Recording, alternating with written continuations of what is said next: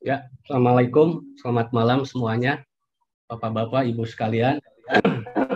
Terima kasih kepada Ibu Andiani yang telah menyempatkan hadir pada kesempatan malam hari ini, juga Mamat Mamatin di Korea sana.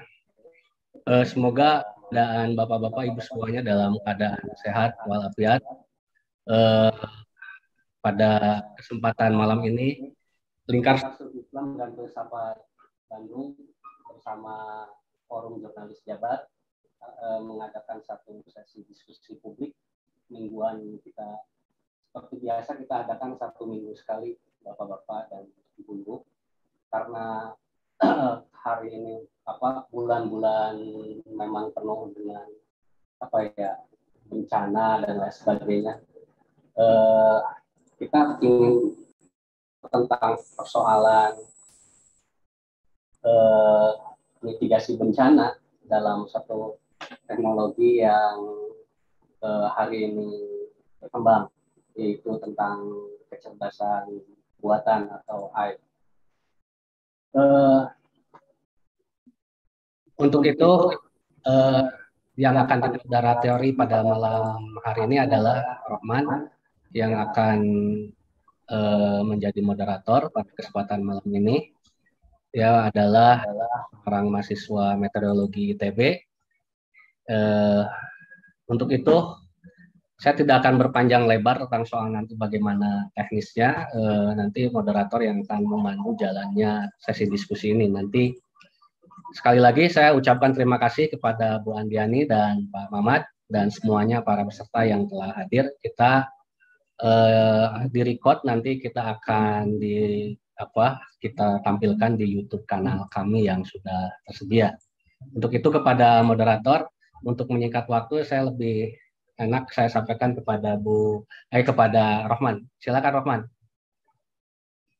Baik, terima kasih kepada Bapak Ajis. Suara.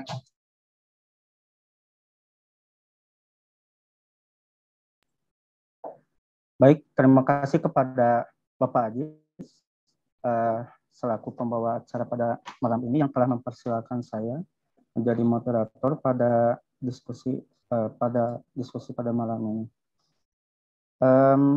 Assalamualaikum warahmatullahi wabarakatuh. Selamat malam, Bapak, Ibu, dan rekan-rekan sekalian. Saya menyambut dengan hangat kehadiran semuanya pada diskusi malam ini yang bertemakan sains dan aplikasi artificial intelligence dalam mitigasi bencana. Tentunya mitigasi bencana merupakan sesuatu yang sangat penting dalam upaya kita sebagai manusia untuk mengurangi segala risiko. Yang dalam kasus ini kita mengurangi risiko bencana. Seperti yang kita tahu bahwasannya Indonesia dapat dikatakan sebagai negara atau suatu wilayah geografis yang dapat dikatakan sebagai supermarket bencana. Jadi hampir setiap kategori bencana di Indonesia ini ada. Yang kita tahu bahwasannya giants atau kategori yang raksasa di Indonesia ini adalah hidrometeorologi dan bencana geologi. Oleh karena itu penting bagi kita untuk mengetahui bagaimana kita melakukan suatu upaya untuk mencapai keunggulan kita sebagai spesies yang unggul di muka bumi ini untuk menghindari maut dalam bencana. Baik, kita sudah dibersamai oleh dua pemateri. Yang ke-1 telah bersama kita Bapak Mamat Tamamadin. Beliau adalah dosen saintis ITB dan sekarang sedang menempuh S3 di Donghae University. Beliau merupakan seorang peneliti yang bergerak di bidang sistem informasi cuaca dan iklim, kemudian riset di prediksi cuaca juga, bagaimana meningkatkan keakuratan prediksi cuaca dan iklim. Kemudian beliau juga mempunyai beberapa hak kekayaan intelektual. Kemudian pemateri kedua telah hadir bersama kita, Ibu Andiani dari Pusat Vulkanologi dan Mitigasi Bencana Geologi. Beliau merupakan kepala di PVMBG. Baik, saya akan jelaskan secara singkat acara diskusi pada malam ini, yakni yang pertama ada pemaparan materi oleh Bapak Mamat Tamamadin. Ya, kemudian yang kedua ada pemaparan materi dari Ibu Andiani, yang masing-masing pematerian ini atau pemaparan ini berdurasi sekitar 30 menit. Dan dilanjut ke sesi kedua, di sini sesi saling mengumpulkan tanggapan antara pemateri 1 dan pemateri 2. Di sini masing-masing berdurasi 10 menit. Kemudian yang terakhir adalah sesi ketiga, yakni sesi tanya jawab.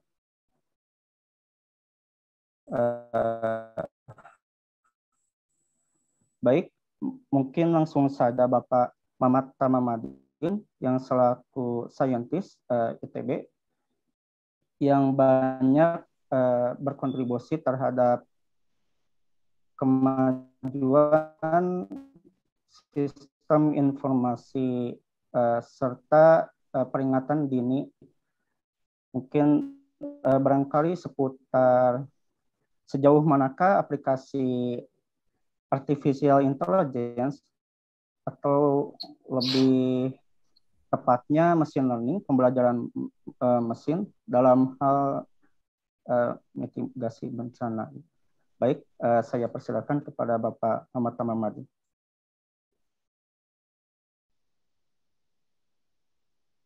Baik, terima kasih Mas Rohman. Terima kasih atas undangannya dari LSIF ya, Lingkar Studi Islam dan Filsafat. Ya. Terima kasih juga Ibu Andiani sudah hadir. Baik, pada hari ini saya akan berbicara tentang sains dan aplikasi artificial intelligence dalam mitigasi bencana. Saya mohon izin untuk share screen ya.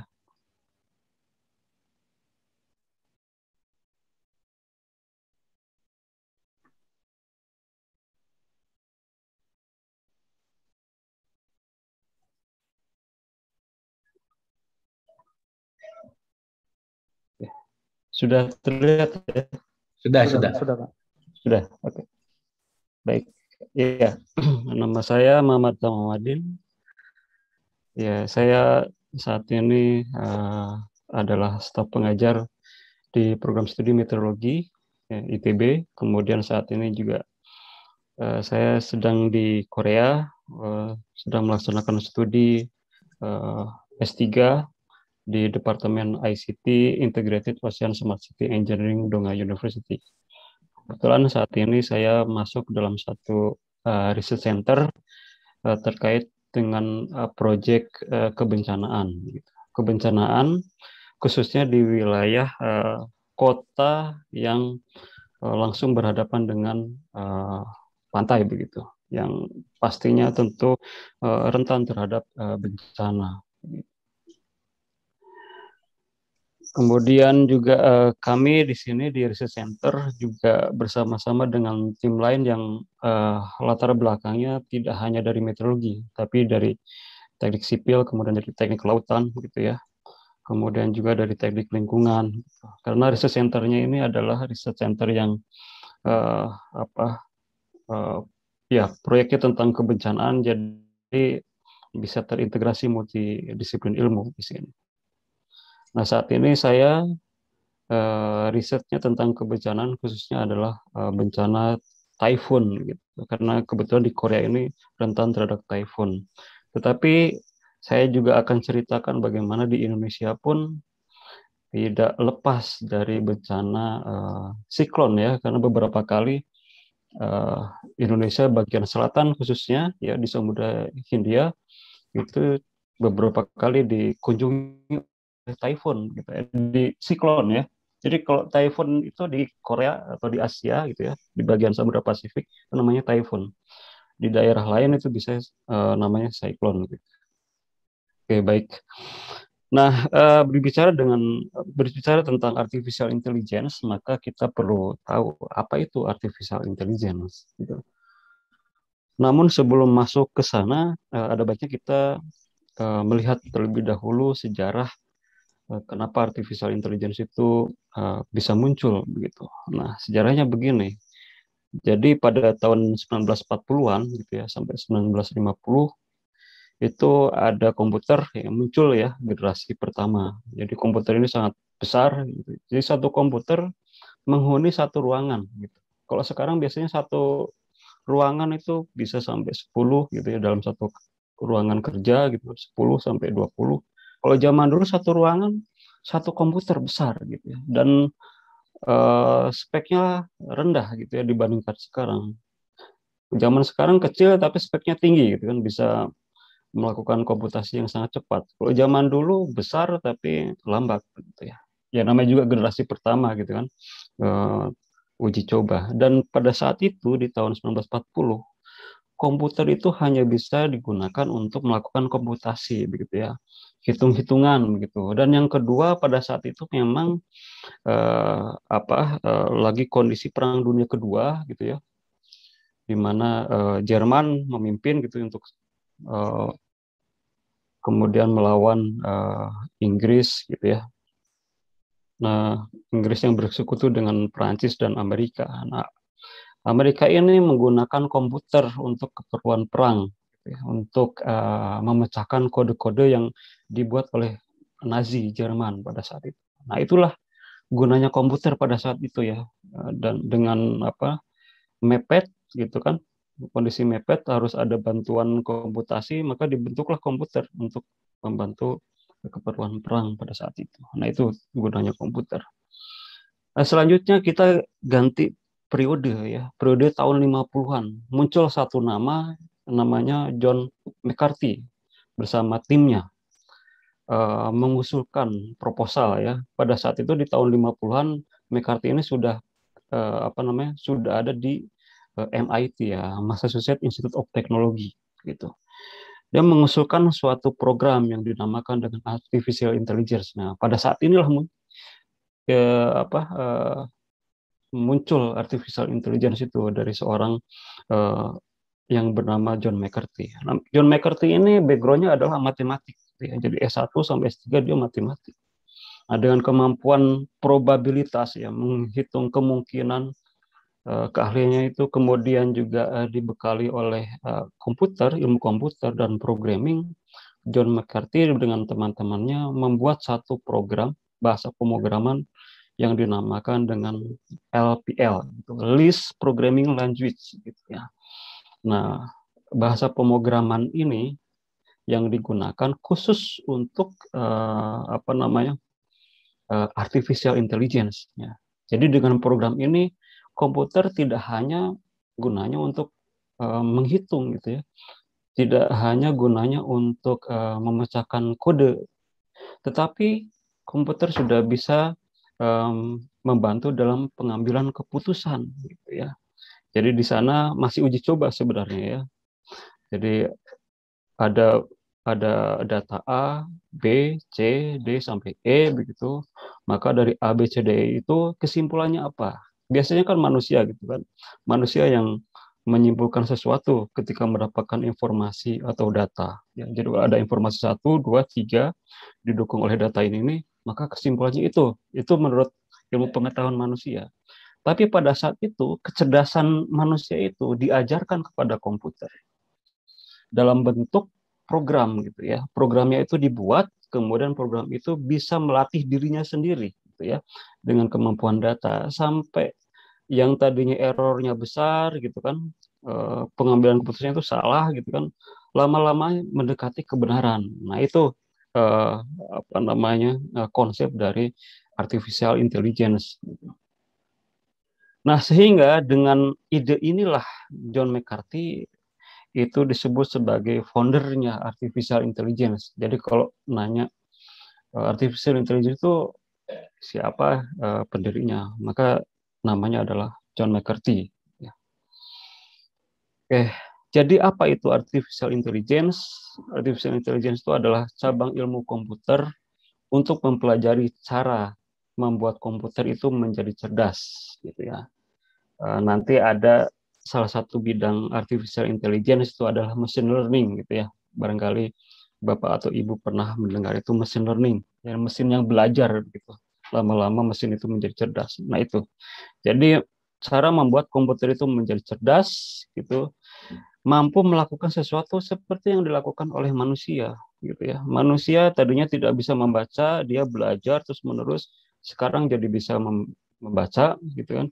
Sama seperti komputer, tidak bisa membaca, lama-lama dia bisa scan tulisan dan bisa membaca sampai mentranslate sendiri, begitu ya. Manusia bisa mendengar, bisa mengerti apa yang diucapkan oleh orang lain, gitu ya, yang di hadapannya, gitu kan. Komputer juga sekarang sudah bisa mendengar, kemudian tahu apa yang dimaksud oleh manusia ketika berbicara, gitu. Kemudian manusia bisa memahami bahasa suku lain, gitu ya. Misalnya adalah bahasa Jawa dengan bahasa Sunda, gitu kan. Yang orang Jawa ini belajar bahasa Sunda lama-lama bisa. Komputer juga sama.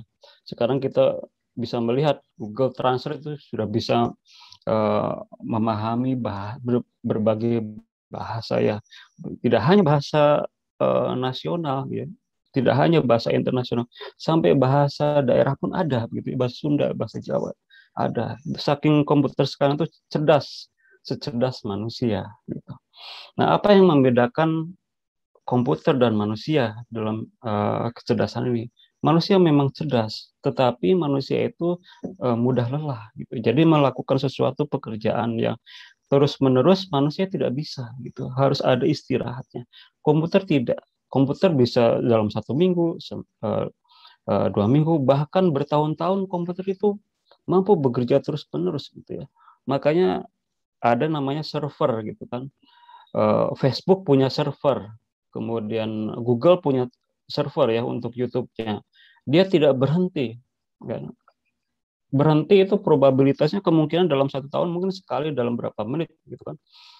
Nah, sampai sekarang kita tidak mendengar ada YouTube bisa sampai seminggu itu berhenti, tidak. Jadi bekerja terus menerus tanpa lelah, gitu ya. Kalau komputer itu bedanya. Jadi kita ajarkan komputer cerdas karena dia tanpa lelah bekerja, gitu. Beda dengan manusia, kita ajarkan menjadi cerdas, ketika bekerja ada lelahnya, itu bedanya. Maka kita perlu bantuan komputer menjadi cerdas untuk bisa membantu kita, gitu. Nah, pemanfaatan AI atau artificial intelligence ini sudah banyak, ya, di bidang di game, gitu, permainan, ya. Itu kita sudah tahu, gitu kan. Sudah ada game, misalkan game catur, gitu, yang di aplikasi, gitu ya, atau di komputer bisa menantang kita, bisa mengalahkan kita. Itu bagaimana? Karena dia diajarkan strategi catur, lama-lama menjadi bagus, gitu ya, jadi jago, gitu kan, main caturnya. Di bidang astronomi, artificial intelligence mampu membantu manusia dalam mendeteksi objek-objek baru, gitu kan, munculnya dari mana.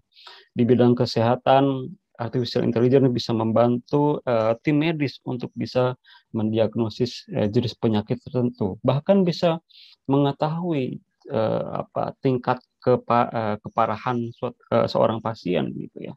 Dan rekomendasi apa yang harus dilakukan untuk bisa menyembuhkan pasien ini. Di bidang transportasi kita tahu ada Google Maps, ada Waze, gitu ya, yang bisa merekomendasikan ke kita jalan mana yang paling cepat, gitu ya, yang tidak ada kemacetan, gitu. Itu artificial intelligence, gitu ya. Kemudian di bidang pertanian, artificial intelligence mampu merekomendasikan kepada para petani kapan waktu yang tepat untuk bisa menanam padi.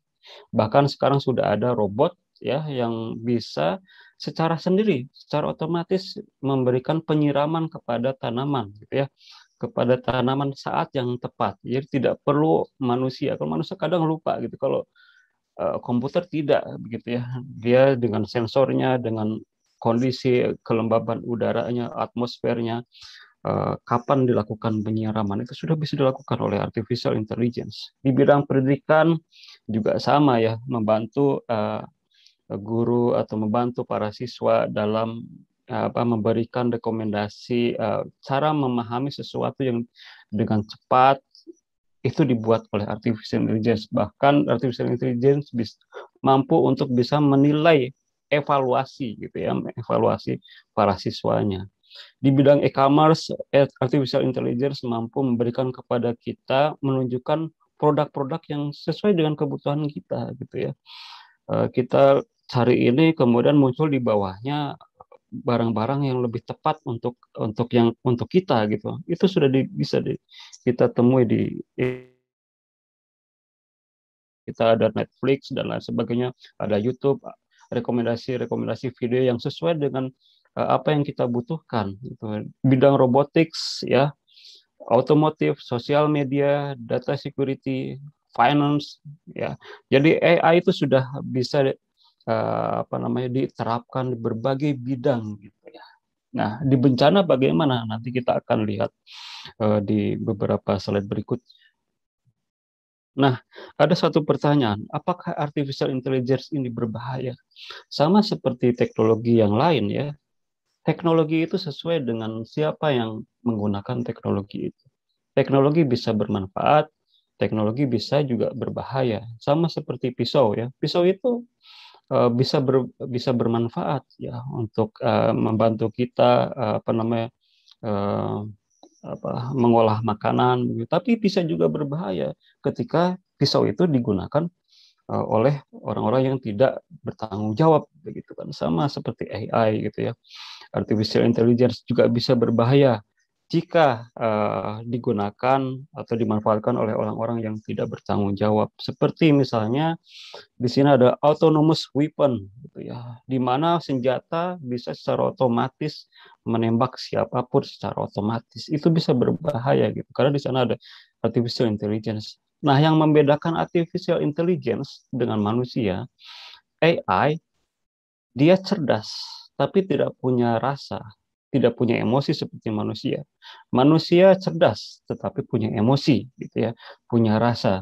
Ini tidak boleh, ini boleh, itu manusia gitu ya, ada perasaan di sana. AI tidak ada. Jika dia sesuai perintahnya otomatis, maka otomatis dia menembak atau apapun gitu ya, senjata itu digunakan secara otomatis tanpa pandang bulu, tanpa perasaan, tanpa emosi gitu ya. Kemudian juga AI juga berbahaya ketika dilakukan di dalam sosial manipulasi ya.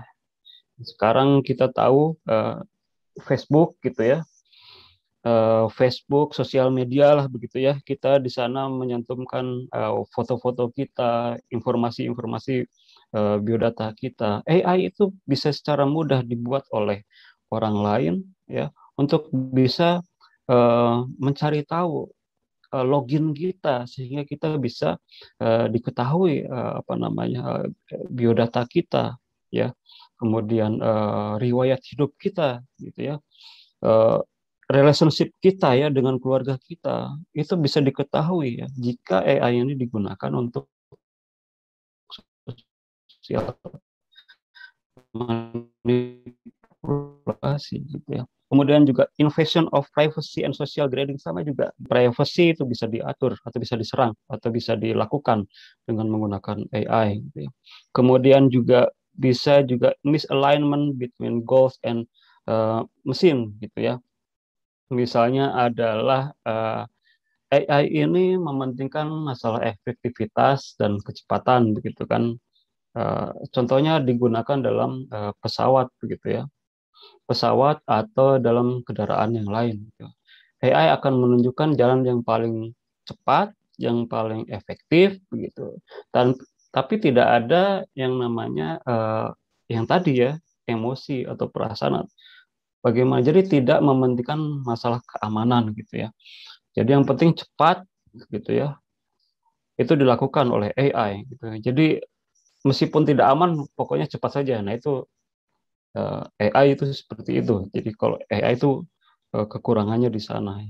Kemudian juga track of information without consent. Jadi nge-track informasi apapun gitu kan ya.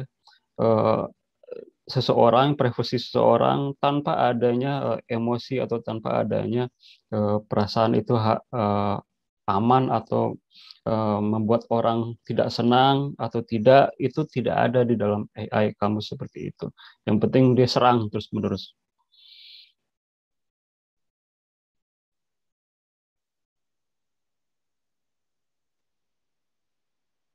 Oke. Kemudian jika berbicara dengan artificial intelligence, maka artificial intelligence itu ternyata tidak, bayangan kita bukan satu ya, sama seperti matematik gitu. Matematik itu tidak trigonometri, kemudian ada juga aljabar, linear dan lain sebagainya. Artificial intelligence itu juga sama ya, ada berbagai bidangnya. Ada machine learning, ada natural language processing, ada expert system, ada vision, ada speech, ada planning, ada robotics. Nah, masing-masing bidang ini mempunyai fungsi yang berbeda-beda gitu ya. Machine learning dia terdiri dari deep learning, supervised, unsupervised. Nah, bedanya adalah deep learning itu benar-benar mengolah data sesuai dengan neural network seperti jaringan saraf manusia gitu ya.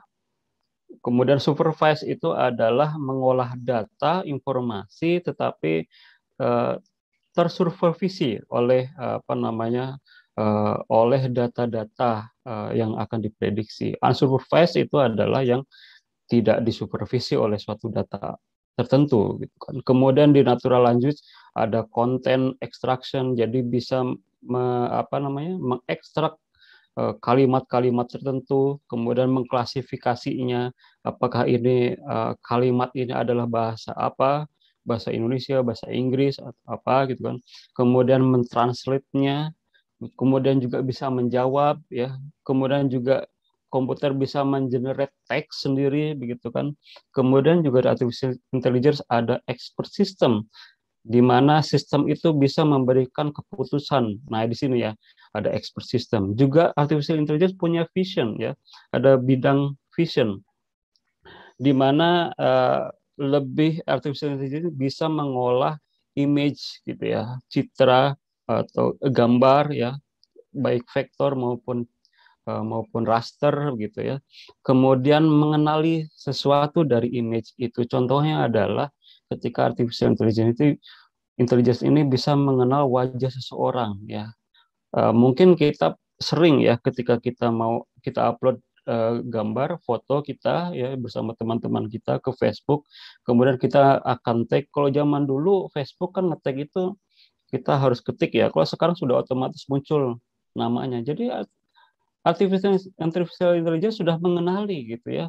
Jadi seluruh orang yang ada di dunia ini tuh sudah dikenali oleh artificial intelligence begitu ya. Sudah tahu namanya, ini mukanya ini gitu. Ini namanya ini. Itu tepat gitu ya. Itu luar biasa cerdasnya artificial intelligence gitu ya. Dia bisa recognize, bisa mengenal image gitu. Kemudian juga mengenal visionnya gitu ya. Kemudian artificial intelligence juga ada subbidang speech yang tadi ya, mengenali suara gitu kan, kemudian mengubahnya menjadi teks atau teks diubah menjadi suara ya. Kemudian artificial intelligence juga bisa merencanakan sesuatu, misalkan merencanakan keuangan, merencanakan organisasi tertentu, merencanakan riset ke depannya, itu AI sudah bisa membuat itu ya. Bahkan saat ini ada artificial intelligence yang bisa membuat lagu gitu ya, bisa melukis gambar, itu ada, bisa sudah ada gitu ya. Kemudian juga robotics. Kemudian kalau kita bicara tentang mitigasi bencana dengan menggunakan artificial intelligence, maka kebanyakan mitigasi bencana itu menggunakan subbidang machine learning ya, di paling atas gitu ya. Baik itu deep learning, supervised, unsupervised gitu. Karena machine learning ini digunakan biasanya untuk mitigasi atau preparedness atau persiapan begitu ya. Nah, mitigasi itu salah satu contohnya adalah mengevaluasi suatu daerah atau persiapan gitu ya, suatu daerah dalam mengantisipasi adanya bencana. Kemudian biasanya di dalam machine learning ini uh,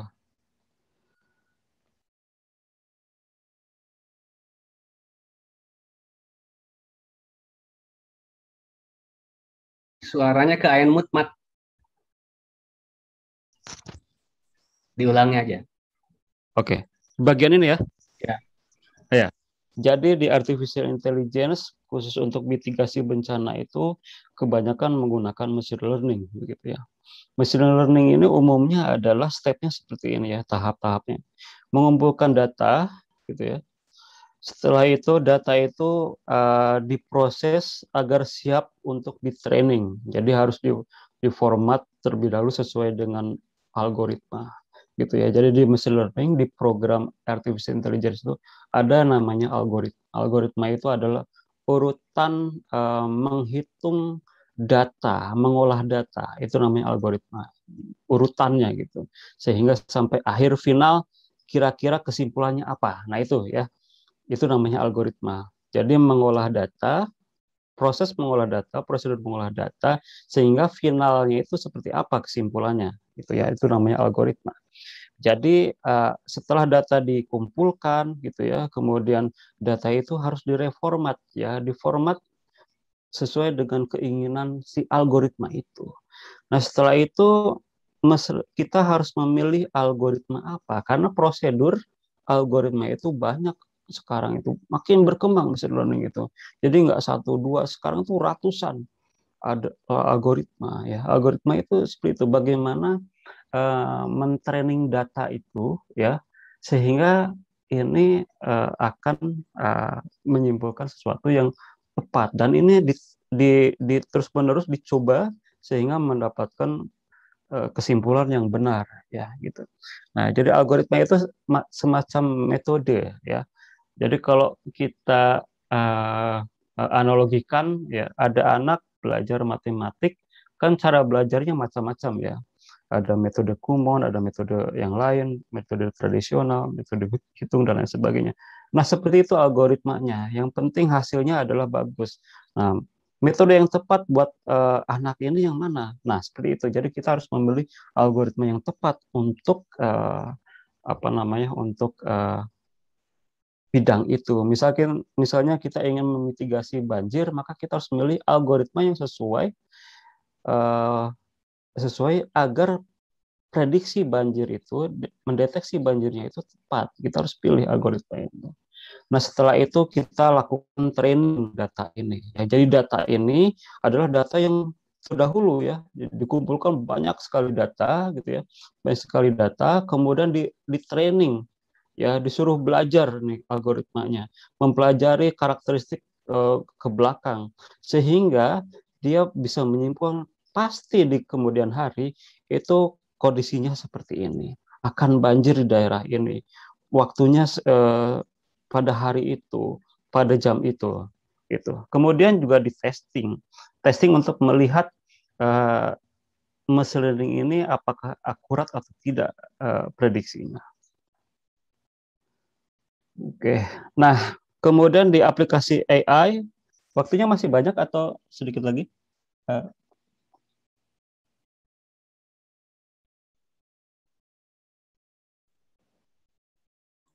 Sedikit lagi Pak, mungkin bisa lanjut ke lebih Oke, detail mitigasinya. oke, ya.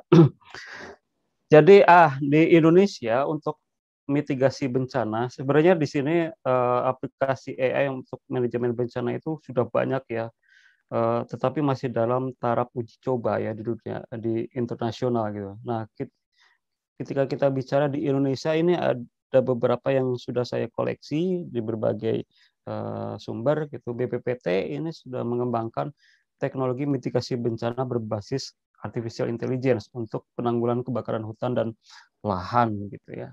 Jadi artificial intelligence mampu mendeteksi kondisi atmosfer yang pas gitu ya, yang cocok untuk bisa dilakukan modifikasi cuaca, dibuat hujan buatan gitu ya. Kan membuat hujan buatan itu tidak sekeinginan kita kapannya gitu kan, tempatnya tidak sekeinginan kita, harus pas begitu ya. Tidak kita nyebarin garam kemudian tiba-tiba jadi awan hujan, tidak. Itu harus pas gitu ya. Apakah terjadi gerakan udara ke atas atau tidak.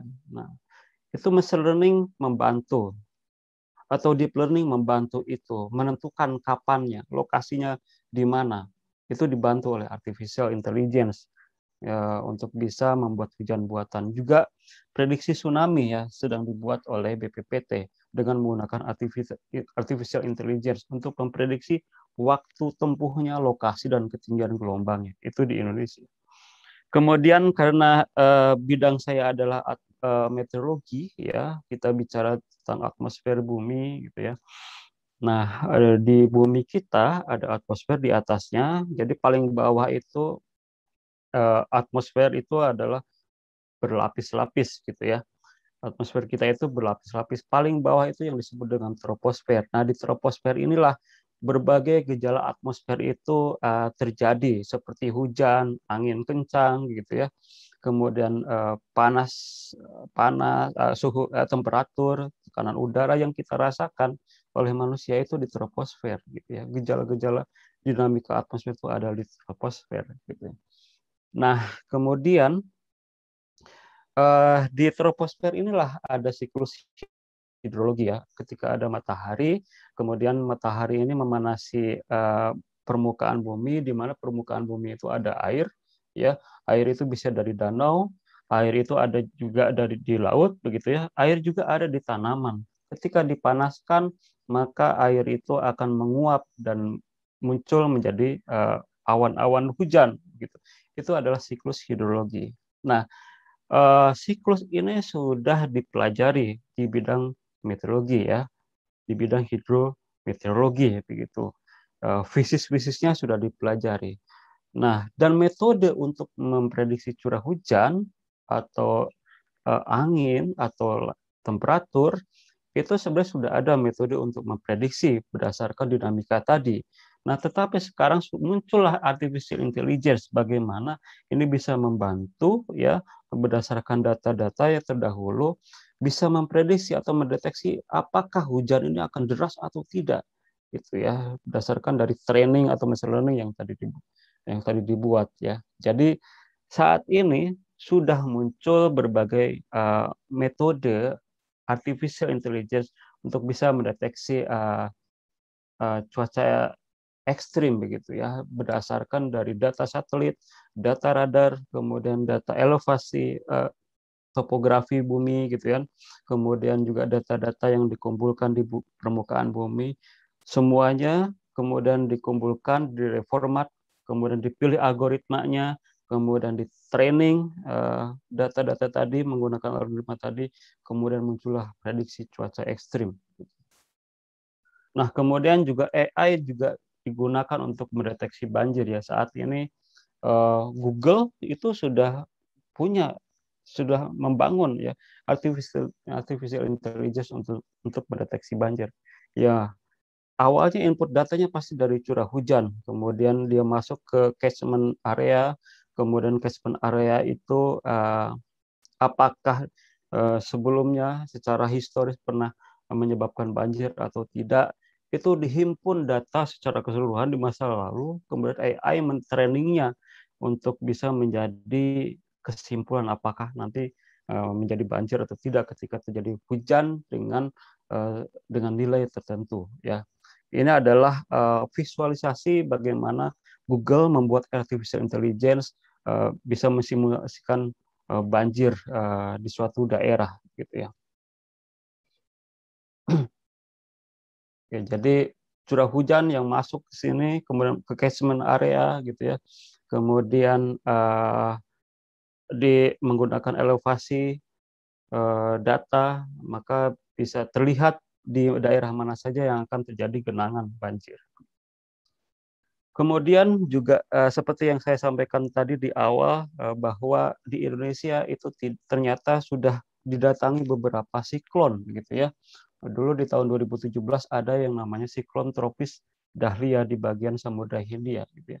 Yang kena adalah bagian Jawa dan Sumatera. Yang paling parah itu Pacitan kalau tidak salah ya. Dan kerugian yang diakibatkan oleh siklon tropis itu sangat sangat banyak ya.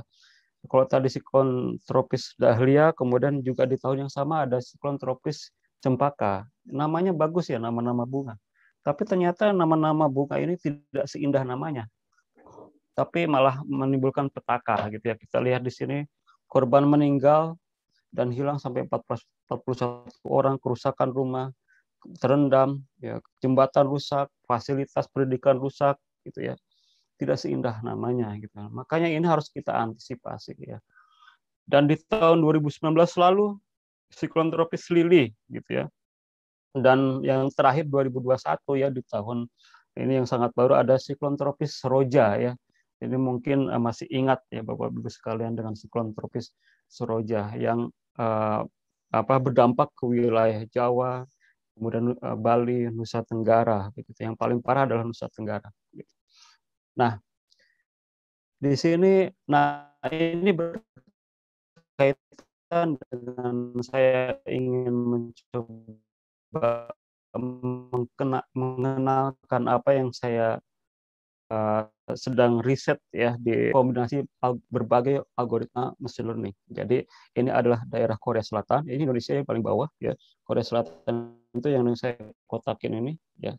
Kemudian ini yang titik-titik ini adalah data jejak siklon ya, data jejak siklon terdahulu dari tahun 60 sampai tahun 2000 gitu ya. Kemudian machine learning mampu memfilter atau menyaring jejak mana saja yang kira-kira akan berdampak kepada wilayah Korea begitu ya di sini. Kemudian juga machine learning mampu mendeteksi atau bisa menyimpulkan kira-kira ini adalah daerah-daerah yang nanti muncul siklon, dan siklon itu dari titik ini akan bergerak menuju ke wilayah Korea gitu ya, menggunakan mesin ini bisa melihat karakteristik. Ini contohnya adalah karakteristik relative vorticity ya. Mungkin Bapak Ibu ada yang kurang familiar dengan istilah ini, tapi ini istilah ketika kita mendeteksi atau mengenali suatu siklon gitu. Nah, machine learning mampu mempelajari dengan data-data terdahulu. Kemudian juga dilihat dari temperatur suhu lautnya gitu ya dengan suatu algoritma machine learning. Itu pun dipelajari dalam artificial intelligence gitu. Kemudian di dalam riset saya pun itu mencoba-coba jejak typhoon atau siklon sebelah kirinya, sebelah kanannya, dicoba-coba mana pola-pola jejak siklon terdahulu yang kira-kira mirip dengan masa mendatang gitu ya. Dicoba semuanya gitu ya. Silih berganti dicoba sampai mendapatkan suatu kesimpulan, inilah jejak typhoon masa lalu yang kira-kira akan terulang lagi di masa mendatang. Dan ini adalah salah satu contoh gitu ya, uji coba yang merah ini adalah yang diprediksi, yang hitam-hitam ini adalah yang machine learning ketika mendeteksi jejak siklon di masa mendatang yang akan terjadi dengan jejaknya seperti ini gitu, dengan melihat atau belajar dari jejak siklon di masa lalu begitu. Nah, apa yang bisa saya simpulkan di sini? Yang pertama adalah artificial intelligence. Itu merupakan bagian dari teknologi yang bisa bermanfaat, tapi bisa juga berbahaya, tergantung bagaimana kita menggunakannya. Di dalam konteks mitigasi bencana, artificial intelligence saat ini memang masih dalam tahap pengembangan dan uji coba, saya kira. Tetapi tidak lama lagi kecerdasan dari artificial intelligence ini akan sangat membantu dalam mengurangi risiko akibat bencana. Saya kira ini terakhir. Terima kasih. Assalamualaikum warahmatullahi wabarakatuh. Saya silakan kepada Assalamualaikum warahmatullahi wabarakatuh. Baik, terima kasih kepada Bapak Mamata Mamadin yang telah menyampaikan ilmu yang sangat komprehensif pada pemaparan ke-1 sebelumnya. Mungkin saya hanya bisa mencatat dari pemaparan yang sangat detail tadi bahwasanya AI atau lebih tepatnya cabang machine learning-nya dapat memberikan kita kekuatan prediksi untuk memberikan untuk mendukung kebijakan kita mungkin ya Pak, seperti itu ya, dalam mitigasi bencana ataupun ya kebijakan lainnya. Mungkin langsung saja saya akan beralih ke pemaparan materi kedua dari Badan Geologi, Pusat Vulkanologi dan Mitigasi Bencana Geologi, Bu Andiani.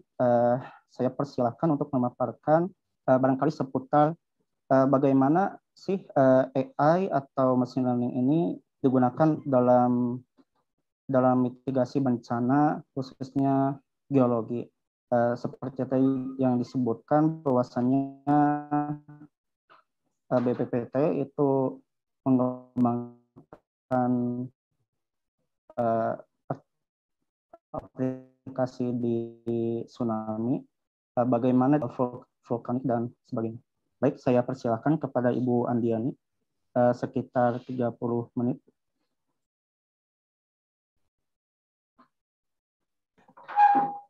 Terima kasih, Pak Roman. Selamat malam, Bapak Ibu semuanya. Malam. Assalamualaikum warahmatullahi wabarakatuh. Mungkin ini baru pertama kali ya saya bergabung dalam ikut dalam diskusi ini. Kemarin juga undangannya terkait ini juga sebenarnya untuk saya sendiri ini merupakan sesuatu hal yang baru. Tapi kami berusaha untuk mencoba menyampaikan paparan seperti apa yang diminta oleh panitia, meskipun mungkin apa yang saya sampaikan ini belum terlalu optimal ya. Kemudian dalam kesempatan ini juga saya hadir di sini juga beberapa teman saya yang lain, diantaranya ada Pak Kristianto, seorang ahli gunung api, dan juga ada Pak Martanto, ini juga salah satu ahli kami yang khusus bekerja untuk mendukung data-data kebencanaan, terutama untuk IT-nya, ahli IT kami. Oke, langsung aja ya Pak, untuk mempersingkat waktu saya akan share screen. Nanti dalam diskusinya ada hal-hal yang sifatnya teknis, nanti ada Pak Martanto dan Pak Kristianto yang akan menjawab pertanyaan Bapak Ibu semuanya. Ini saya oke. Saya nggak bisa share screen ya? Sebentar.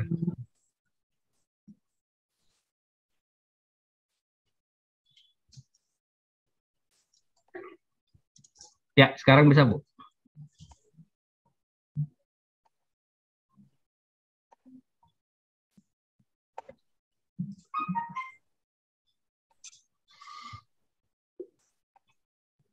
Sudah terlihat belum ya, Pak? Sudah.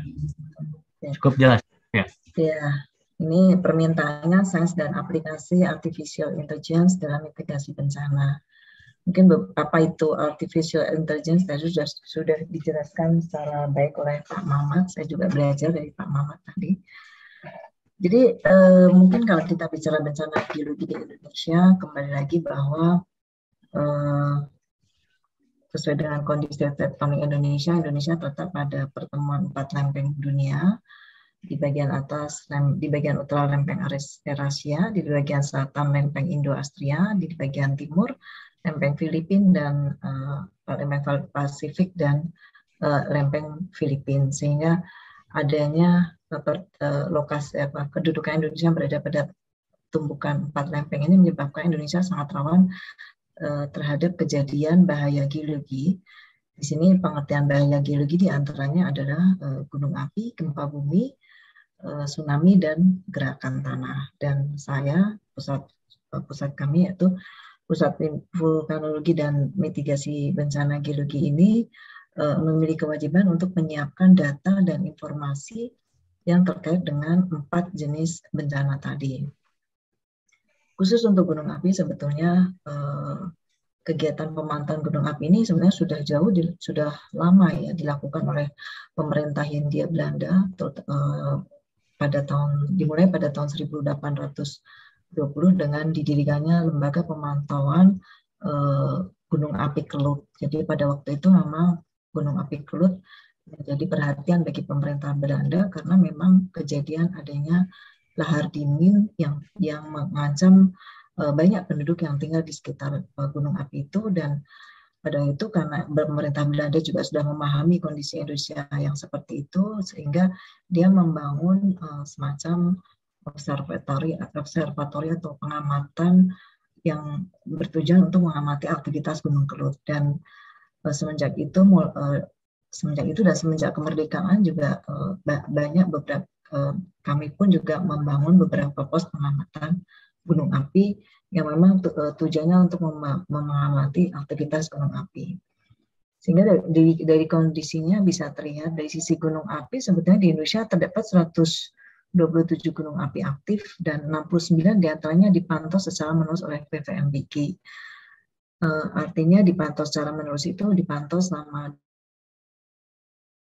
7 hari dalam seminggu, jadi cukup intens. Dan 69 pos ini berada di seluruh Indonesia. Masing-masing pos itu memantau satu, tapi ada juga satu gunung yang dipantau oleh beberapa pos. Kemudian dari catatan kami 8 gunung api yang erupsi di tahun 2021 dan dengan jumlah jiwa yang terselamatkan lebih kurang ada 3 juta jiwa. Jadi dengan sistem pengamantauan yang kami lakukan ternyata telah menyelamatkan paling tidak 3 juta jiwa. Bagaimana dengan gempa bumi? Berdasarkan catatan menunjukkan bahwa 12-15% gempa bumi di dunia itu terjadi di wilayah Indonesia. Dan dalam 31 tahun terakhir, setidaknya telah terjadi 228 gempa bumi merusak. Ini artinya gempa bumi yang terjadi pada skala lebih dari 5 skala Richter. Dan ini juga telah menyebabkan lebih dari 280.000 korban jiwa. Kemudian untuk tsunami juga probabilitas kejadian tsunami dengan ketinggian inundasi atau randaan tsunami atau landaan airnya itu lebih dari 3 meter itu terjadi sekali dalam 10 hingga 50 tahun. Dan dalam 31 tahun terakhir telah terjadi 20 kejadian bencana tsunami. Dan kejadian tsunami yang cukup besar diantaranya terjadi pada tahun 2004 ya, itu tsunami Aceh, dan kemarin Palu di 2018 juga lumayan, korban jiwanya juga lumayan. Kemudian untuk gerakan tanah, berdasarkan data yang kami miliki ada lebih dari 1000 kejadian gerakan tanah dalam 1 tahun terjadi di Indonesia. Catatan terakhir di 2020 bahkan hampir 2000 kejadian gerakan tanah. Meskipun kejadiannya gerakan tanah kecil dan tidak setiap gerakan tanah itu memang ada korban, ya, tapi paling tidak pada beberapa kejadian ini bisa menutup badan jalan sehingga menyebabkan terganggunya aktivitas ekonomi. Dan umumnya gerakan tanah ini akan meningkat setiap musim penghujan. Contohnya pada saat musim penghujan seperti ini, mulai bulan November, Desember hingga sampai Maret itu sangat tinggi terjadi kejadian gerakan tanah di Indonesia. Nah, pada paparan ini kami ingin menyampaikan sehubungan dengan kejadian bahaya geologi yang terjadi di Indonesia. Tentunya perlu kami sampaikan apa sih sebenarnya tugas dan fungsi kami, kemudian bagaimana kami melakukan strategi mitigasi bencana geologi, dan bagaimana pemanfaatan sains dan AI atau artificial intelligence dalam mitigasi, serta tadi yang dijelaskan oleh Pak Maman terkait dengan machine learning dalam mitigasi bencana. Mungkin mudah-mudahan saya tidak salah menjelaskannya Pak Ahmad ya. Untuk tugas dan fungsi sebetulnya apa yang kami lakukan di dalam mitigasi itu pertama adalah kami melakukan penelitian, penyelidikan, dan pemetaan. Jadi penyelidikan dan pemetaan itu pada intinya kami melakukan pengumpulan data. Datanya umumnya adalah data primer ya, data-data di lapangan, data-data kejadian gerakan tanah contohnya. atau data aktivitas gunung berapi contohnya, itu yang berdasarkan alat yang kami pasang di sekitar gunung api. Kemudian dari peralatan data-data yang dilakukan di lapangan itu, kemudian kami bisa menyusun suatu peta. Ada 4 macam peta yang kami hasilkan, diantaranya adalah 4 peta kawasan rawan bencana gunung api, peta kawasan rawan gempa bumi, peta kawasan rawan bencana tsunami, dan peta kerentanan gerakan tanah. Kemudian berdasarkan peta-peta itu kami melakukan pemantauan. Ada dari 4 macam bencana itu tentunya tidak semuanya bisa dilakukan monitoring. Yang bisa dilakukan monitoring itu hanyalah bencana yang terkait dengan gunung api dan gerakan tanah. Sedangkan gempa bumi dan tsunami kami tidak bisa melakukan monitoringnya. Setelah dilakukan monitoring, kemudian kita melihat ada kenaikan aktivitas, atau kita melihat ada untuk gunung api ada kenaikan aktivitas gunung api, atau misalnya untuk gerakan tanah kita sudah melihat adanya tanda-tanda suatu lokasi akan terjadi gerakan, dan disitulah kami kemudian memberikan early warning sistemnya, dan kemudian peta-peta ini kami sampaikan kepada stakeholder kami. Jadi sebetulnya Pusat Vulkanologi dan Mitigasi Bencana Geologi secara umum, tugas kami adalah melaksanakan penyelidikan, perekayasaan, dan pelayanan di bidang vulkanologi dan mitigasi bencana geologi. Dan informasi-informasi yang kami sampaikan tentunya digunakan untuk pemerintah daerah atau ke kementerian atau ke lembaga untuk menyusun kebijakan atau SKPD di daerah untuk kesiapsiagaan untuk melaksanakan tanggap darurat dan juga pengurangan risiko bencana. Dan kami juga melakukan diseminasi informasi, jadi peta-peta semua informasi yang kami susun kemudian kami sebarkan. Kemudian juga kami lakukan sosialisasi. Kami juga memiliki web, dan juga kami juga memiliki aplikasi Magma Indonesia yang berisi tentang informasi data atau informasi mengenai 4 matra bencana tadi yang disampaikan secara real time. Strategi mitigasi pada prinsipnya ada 2, apa yang dilakukan oleh kami PVMBG sebelum dan setelah kejadian. Sebetulnya antara sebelum dan kejadian juga ada pada saat kejadian. Nah, tadi sebelum strategi mitigasinya sebelum kejadian ada tadi dilakukan penelitian, penyelidikan, kemudian dilakukan peringatan dini, kemudian melakukan pemetaan kawasan rawan bencana, pemetaan zona kerentanan gerakan tanah, melakukan sosialisasi koordinasi, pemantauan gunung api, penyelidikan sesar aktif, penyelidikan endapan tsunami, dan peringatan dini gerakan tanah. Itu pada saat terjadi, sebelum terjadi bencana. Pada saat bencana terjadi, segera setelah bencana terjadi, kami akan turun ke lapangan bukan dalam rangka mengevakuasi korban atau menolong korban, tapi lebih kepada segera memetakkan atau mengambil data-data lapangan yang terkait dengan kerusakan geologi, kemudian kami petakan dan kami hasilkan suatu peta bahaya geologi baru. Nah, setelah kondisi bencana itu selesai, kami akan memasuki pada kondisi setelah kejadian, dan pada setelah kondisi kejadian ini yang kami lakukan, tentunya kami mensosialisasikan peta-peta hasil peta-peta revisi ya, peta-peta updating hasil perbaikan yang kami lakukan setelah terjadinya bencana, kemudian juga dilakukan pada gunung api dan gerakan tanah juga dilakukan tanggap darurat dan evaluasi terhadap kejadian bencana. Apa yang kami lakukan ini tentunya bertujuan untuk meminimalkan jatuhnya korban jiwa serta kerugian materi yang diakibatkan oleh bencana geologi. Nah, kalau kita bicara alur, sebetulnya strategi mitigasinya seperti ini, kita bisa dilihat dari alur ini. Pertama adalah melakukan penelitian dan penyelidikan, kemudian melakukan evaluasi potensi bahaya, kemudian menyusun peta dan atau perbaikan peta bahaya, kemudian dilakukan peringatan dini, dan selanjutnya dilakukan diseminasi informasi. Atau dari evaluasi potensi bahaya bisa juga kita lakukan monitoring tanpa ada penyusunan peta, khususnya ini untuk kejadian gerakan tanah biasanya. Kemudian kita sampaikan peringatan dini, dan ini juga bisa langsung diseminasi informasi. Dari evaluasi potensi bahaya juga bisa kami langsung berikan rekomendasi teknis. Ini juga biasanya terkait dengan gerakan tanah. Kemudian dari rekomendasi teknis salah satunya harus dilakukan peringatan dini. Contohnya kalau kita sudah melihat adanya gejala-gejala gerakan tanah, ya kami sampaikan kepada masyarakat untuk selalu melakukan peringatan dini atau melakukan monitoring apakah retak-retak yang terjadi itu akan semakin lebar. Dan ini juga akan dilakukan diseminasi informasi.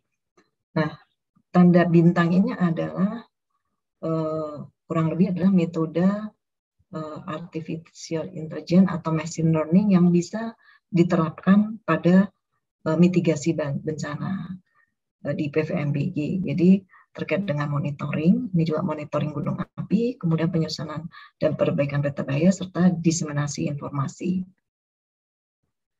Jadi pemanfaatan sains dalam kebencanaan geologi ini dibagi menjadi 3 tahap sebetulnya. Yang pertama adalah melakukan program riset dan kolaborasi terkait kebencanaan geologi. Ini biasanya melibatkan institusi pendidikan dan akademisi. Kemudian juga melakukan diseminasi informasi kepada masyarakat, media, dan pemerintah daerah. Ini biasanya dilakukan oleh komunitas serta instansi terkait, serta penyusunan rencana kontingensi, penyusunan kebijakan, memberikan peringatan dini, dan peringatan dini kebencanaan, serta pemanfaatan lahan, dan sebagai arahan dalam pemanfaatan lahan dan tata ruang. Ini biasanya dilakukan oleh lembaga pemerintah. Nah, masing-masing tahapan ini ada beberapa detailnya. Misalnya pada program riset dan kolaborasi ini ada penelitian kebencanaan, ada penyelidikan pemodelan, pemantauan, dan perekayasaan. Kemudian ada pemahaman karakteristik bencana geologi di masa lalu dan kondisi sekarang. Kemudian di tahap diseminasi informasi ada penyusunan dan perbaikan peta rawan bencana, kemudian ada sosialisasi, diseminasi informasi, pengenalan kebencanaan sejak dini, dan peningkatan kesiapsiagaan bencana serta peringatan dini. Pemanfaatan sains dalam mitigasi, jadi ilmu pengetahuan ini menjadi fondasi utama dalam melakukan segala bentuk upaya mitigasi bencana geologi, apalagi geologi ini adalah ilmu sains. Jadi kebencanaan geologi sebenarnya tidak akan terlepas dari sainsnya itu sendiri. Nah, di dalam mitigasi ini juga kami melakukan ada diseminasi informasi dan integrasi data, kemudian ada penyusunan peta bahaya, ada perekayasaan ya. Dalam melakukan mitigasi kami juga mengembangkan teknologi peralatan pemantauan gunung api. Jadi dalam memantau gunung api itu kita menggunakan alat-alat seismis, dan ini biasanya memang memerlukan tenaga ahli perekayasa untuk mengembangkan alat-alat, karena memang alat monitoring gunung api ini memang langka. Untuk membeli di dunia pun juga jarang, jadi kita seringkali harus memesan dan itu memerlukan waktu yang lama. Kemudian juga sama juga dengan peringatan dini gerakan tanah, ini juga memerlukan tenaga perekayasaan karena perlunya alat-alat yang dikembangkan untuk memantau kejadian gerakan tanah. Serta pembuatan perangkat lunak termasuk di dalamnya machine learning. Kemudian artificial dalam mitigasi bencana geologi. Artificial dalam mitigasi bencana geologi ini dapat dimanfaatkan untuk membantu mengambil keputusan atau decision support system dan bukan sebagai pengambil keputusan akhir. Nah, saat ini PVMBG baru menginisiasi penerapan artificial intelligence ke dalam bisnis prosesnya. Jadi kami sebetulnya baru akan memulai. Dan beberapa kegiatan yang memiliki potensi untuk diterapkan machine learning ini antaranya ada pada kegiatan monitoring, kemudian penyusunan peta kawasan rawan bencana, dan diseminasi informasi ini berdasarkan identifikasi kami. Kemudian apa sih tantangan yang kami hadapi? Pertama adalah tantangan yang dihadapi dalam menerapkan artificial intelligence ini, salah satunya adalah belum tersedianya sumber daya manusia yang memiliki irisan keahlian kebencanaan dengan kemampuan IT. Jadi kita punya ahli gunung api, tapi ahli gunung api ini belum memahami IT. Kita punya ahli IT, tapi IT juga belum memahami karakter kebencanaan gunung api. Jadi ini memang kedua ini harus digabungkan dahulu. Kemudian tata kelola data kebencanaan geologi ini masih belum berorientasi untuk pemanfaatan artificial intelligence. Jadi memang data-data kami ini memang belum tertata dengan baik. Nah, jadi database kami ini memang masih kurang baik dan memang selalu dalam proses perbaikan. Kami berharap nanti akan menjadi menjadi lebih baik sehingga semua orang bisa memanfaatkannya. Saja juga belum terjadinya kolaborasi pengembangan teknologi artificial intelligence dengan institusi pendidikan dan institusi kebencanaan lainnya. Jadi memang kolaborasi sudah ada dengan beberapa lembaga, ya, dengan BPS, dengan BPPT, dengan Kementerian Perhubungan, tetapi bukan ke arah artificial intelligence, ya. Jadi lebih ke arah bagaimana kita berbagi data, kemudian bagaimana kita dari kami men-sharekan data, kemudian data itu digunakan oleh pihak lain untuk pengambilan keputusan. Jadi memang belum ke arah sana sekarang ini. Nah, peluangnya kami melihat bahwa tentunya PVMBG berfungsi sebagai pusat data kebencanaan geologi, ya. Memang karena kami sudah melakukan pemetaan sejak lama, pengambilan data primer kami juga cukup panjang, dan data ini merupakan data pemantauan, pengukuran di lapangan maupun hasil penyelidikan. Variansi dan besarnya data yang dimiliki oleh PVMBG merupakan komponen penting untuk menerapkan artificial intelligence, dan perbaikan dan pengelolaan data yang tepat akan sangat membantu pemanfaatan AI ini dalam mitigasi bencana geologi, utamanya untuk peringatan dini. Ada beberapa syarat dan kondisi untuk penerapan artificial intelligence paling tidak di lingkungan PVMBG. Yang pertama adalah dari sisi data yang memiliki struktur dan format yang seragam. Sementara ini kami masih untuk gunung api, ya, khususnya masih ada data-data aktivitas gunung api kan dicatat dengan alat seismik. Nah, ini masih datanya berupa data analog, tapi juga ada sebagian yang udah data analog ini yang kemudian harus dikonversi ke data digital. Jadi memang belum rapih. Kemudian data yang dimiliki oleh PVG harus bisa terintegrasi dan tersimpan dengan baik dalam satu database kebencanaan. Nah, ini juga database kebencanaan ini juga belum kami susun sebetulnya. Sudah ada tapi belum baik lah. Kemudian data ini harus bersifat shareable sehingga tidak tertutup kemungkinan untuk berkolaborasi dengan data bencana lainnya. Metodenya, metode machine learning yang digunakan tentunya ditentukan oleh output yang diharapkan. Contoh adalah machine learning antara lain untuk klasifikasi, prediksi, pattern recognition, pemodelan rate waktu. Kesalahan pemilihan metode tentunya akan membuat nilai akurasi tidak begitu akurat dan cenderung tidak bisa digunakan. Validasi, langkah ini dilakukan untuk menghitung kesalahan hasil dari machine learning. Setiap error yang muncul dapat digunakan sebagai input kembali agar algoritma machine learning ini menjadi lebih baik lagi. Nah, ini contoh monitoring pemantauan gunung api, ya.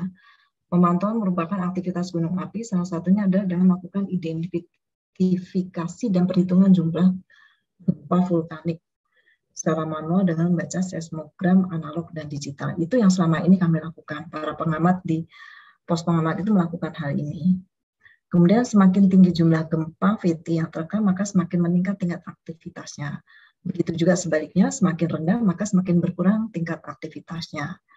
Kemudian identifikasi yang dilakukan secara manual ini memiliki kelemahan, salah satunya adalah faktor subjektivitas pengamat gunung api yang melakukan identifikasi. Selain itu, selain VT ada 20 jenis gempa yang perlu diidentifikasi dan dihitung jumlahnya pada setiap periode pelaporan. Permasalahan muncul ketika suatu gunung api mengalami krisis. Gempa yang terekam bisa mencapai ribuan. Identifikasi dan perhitungan jumlah gempa tidak bisa dilakukan dengan cepat. Sementara itu, data tersebut diperlukan untuk melakukan kajian cepat tingkat aktivitas. Hal ini yang kami sampaikan adalah bagaimana kami mencobakan penerapan artificial intelligence ini dalam monitoring kegiatan monitoring gunung api kami. Penelitian PVMBG autoklasifikasi gempa VT krisis Gunung Agung 2017 ini pernah diuji cobakan. Erupsi ini terjadi pada tanggal 21 November ditandai dengan meningkatnya jumlah kegempaan vulkanik secara signifikan. Dan erupsi ini telah mengakibatkan harus dievakuasinya masyarakat menjauh dari daerah kawasan rawan bencana dan mengakibatkan Bandara Ngurah Rai harus ditutup sementara. Ini beberapa kegempaan Gunung Agung, terlihat pada grafik di samping kanan ini. Ada gempa VT A dan B dapat digunakan sebagai salah satu parameter dalam menentukan tingkat aktivitas gunung api. Dalam satu hari jumlah gempa VT A dan B yang terekam bisa mencapai lebih dari 1000 kali kejadian. Untuk melakukan identifikasi dan perhitungan tersebut dibutuhkan waktu yang sangat lama. Sementara itu, hasil perhitungan ini menjadi salah satu pertimbangan BVG dalam menentukan tingkat aktivitas Gunung Agung, serta memberikan peringatan dini kepada masyarakat, media, dan pemerintah daerah. Hasil penelitian, tingginya aktivitas kegempaan pada seismik pada saat kritis ini mendorong PVMBG untuk mengembangkan metode baru yang efektif dan efisien dalam melakukan identifikasi gempa. Salah satunya adalah penggunaan machine learning. Nah, data yang digunakan untuk menerapkan machine learning adalah data seismik harian periode 18 Oktober hingga 31 Desember 2017.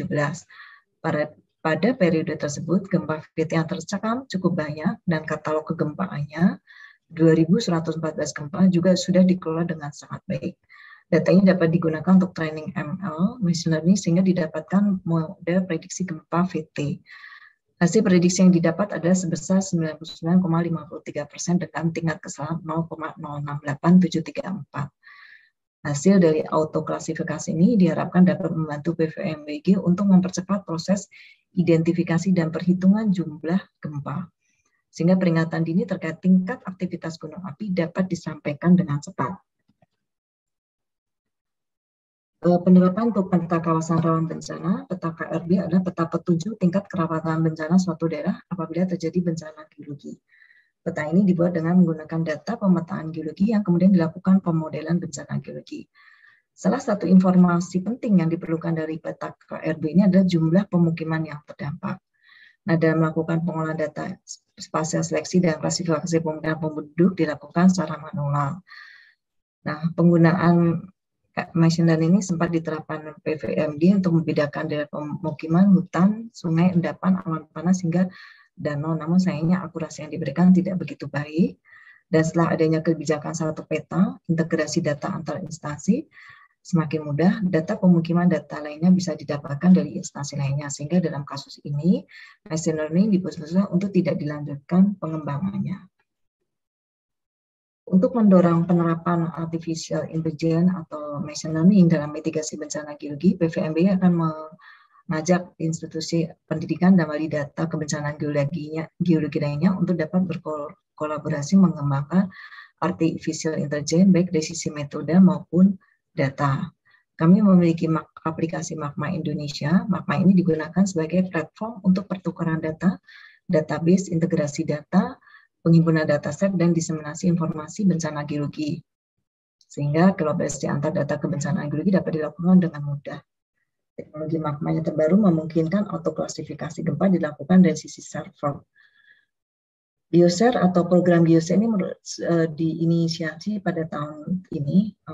Program ini ditujukan untuk kepentingan dalam kemudahan memberikan rekomendasi, dan di sini program BioShare ini sebenarnya adalah merupakan program kolaborasi antar pemangku kepentingan di bidang kebencanaan geologi ya. Di sini kami berharap bahwa siapapun yang memiliki data untuk menyampaikan data-datanya kepada kami melalui aplikasi Magma Indonesia. Dan kemudian dengan dengan penyampaian data yang dilakukan oleh para stakeholder atau masyarakat, diharapkan kami akan dengan mudah memberikan rekomendasi yang terkait dengan kebencanaan. Kesimpulan bahwa machine learning berguna dalam meningkatkan kemampuan mitigasi bencana geologi, utamanya dalam membantu memberi peringatan dini, membantu kebijakan, membuat kebijakan dan pengambilan keputusan. Kemudian machine learning juga dapat membantu mempercepat pengolahan data kebencanaan skala besar, sehingga membantu dalam melakukan kajian analisis. Magma Indonesia dan GeoShare dapat digunakan sebagai platform utama dalam melakukan pengumpulan dataset, yang nantinya dataset ini dapat diterapkan ke dalam machine learning. Pemanfaatan machine learning dalam mitigasi bencana geologi saat ini telah diinisiasi PVMBG melalui bidang mitigasi gunung api. Salah satunya adalah autoklasifikasi gempa vulkanotektonik, seperti yang tadi dijelaskan pada kasus Gunung Agung. Kemudian untuk dapat menerapkan machine learning dalam mitigasi bencana geologi, diperlukan perbaikan pengelolaan data di PVMBG, sehingga bisa digunakan sepenuhnya untuk pengembangan machine learning. Mungkin itu yang bisa saya sampaikan. Bila ada kekurangan, saya mohon maaf. Terima kasih. Ya, baik. Terima kasih kepada Ibu Andiani atas pemaparan materinya ya Bu, tentang bagaimana machine learning diterapkan di bidang kebencanaan geologi, serta bagaimana itikat dari pemerintah ya Bu dalam mewujudkan suatu keunggulan kita gitu ya Bu dalam kebencanaan. Kemudian sesi selanjutnya akan diisi dengan saling tanggap ya. Mungkin dari Bapak Mamat dulu mungkin kepada tanggapannya bagaimana terhadap pemaparan tadi yang kedua dari Ibu Andiani. Mungkin seperti bagaimana tanggapannya terhadap tantangan di PVMBG, kemudian potensi aplikasi machine learning di PVMBG. Dipersilakan kepada Bapak Muhammad Tamamadin, mungkin sekitar ya 10 menit ya Pak ya, atau 5 menit saja mungkin karena waktu kita sangat terbatas. Baik, terima kasih Mas Rahman. Terima kasih Ibu Andiani yang sudah memberikan wawasan yang luar biasa terkait dengan apa yang sudah dilakukan oleh PVMBG dalam mengantisipasi atau memitigasi dampak dari bencana dari sisi vulkanologi begitu. Jadi kami sebagai masyarakat Indonesia pun sangat apresiasi yang sudah dilakukan terkait dengan pemanfaatan metode yang baru. Jadi saya juga mengakui untuk machine learning atau artificial intelligence untuk mitigasi bencana itu termasuk baru ya. Jadi tidak hanya di Indonesia, di berbagai belahan dunia pun ini masih tahap uji coba gitu ya, masih trial and error dibandingkan dengan teknologi-teknologi yang lain yang sudah berkembang saat ini. Jadi tadi yang sudah dipaparkan oleh Bu Andiani sangat membantu gitu ya, dan sangat sesuatu yang sangat luar biasa ya, sudah melakukan inovasi baru dalam mitigasi bencana di bidang vulkanologi. Kemudian dari sisi tadi bagaimana database yang sudah semakin baik di di maintenance gitu, karena memang artificial intelligence ini membutuhkan suatu dataset yang rapih begitu ya. Jadi bukan dataset yang harus kita masih raw data gitu ya, masih tercecer begitu. Jadi membutuhkan data yang memang betul-betul rapi sehingga machine learning ini akan bisa mempelajari dengan benar begitu ya data tersebut sehingga bisa mendapatkan kesimpulan yang benar gitu ya. Jadi machine learning ini akan menyimpulkan sesuatu yang salah ketika diberikan informasi atau data yang kurang tepat begitu. Jadi pentingnya untuk bisa menyusun data-data ini menjadi suatu data yang rapi, data yang akurat begitu ya, sehingga machine learning ini bisa mempelajarinya dengan baik dan bisa membuat suatu kesimpulan yang benar dan bisa mendukung upaya mitigasi bencana. Jadi saya kira itu tanggapan dari saya kepada apa yang sudah dipaparkan oleh Ibu Andiani terkait dengan mitigasi bencana, penggunaan machine learning dalam mitigasi bencana di bidang vulkanologi. Itu saya kira Mas Rahman. Ya Pak, baik, terima kasih atas pendapatnya terhadap pemaparan materi kedua.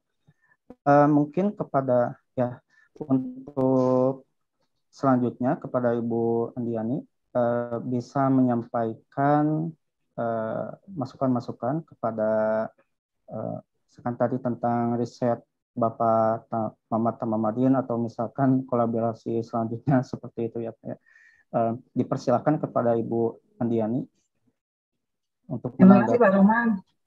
Ya, sama-sama Bu. Iya, apa yang disampaikan oleh Pak Mama tadi sangat luar biasa ya. Saya sebetulnya dapat kuliah singkat gratis dari Pak Mama. Terima kasih ya Pak Mama Tamamadin tadi sudah memberikan penjelasan yang menurut saya hal baru Pak. Jadi sebetulnya kemarin permintaan terkait dengan paper ini juga saya tuh nyari-nyari siapa sih sebetulnya. Karena jujur Pak, di pusat vulkanologi ini saya sebetulnya baru ya. Jadi saya baru menjadi kapus di sini itu sejak Februari tahun 2021. Sebelumnya saya menjadi kapus air tanah.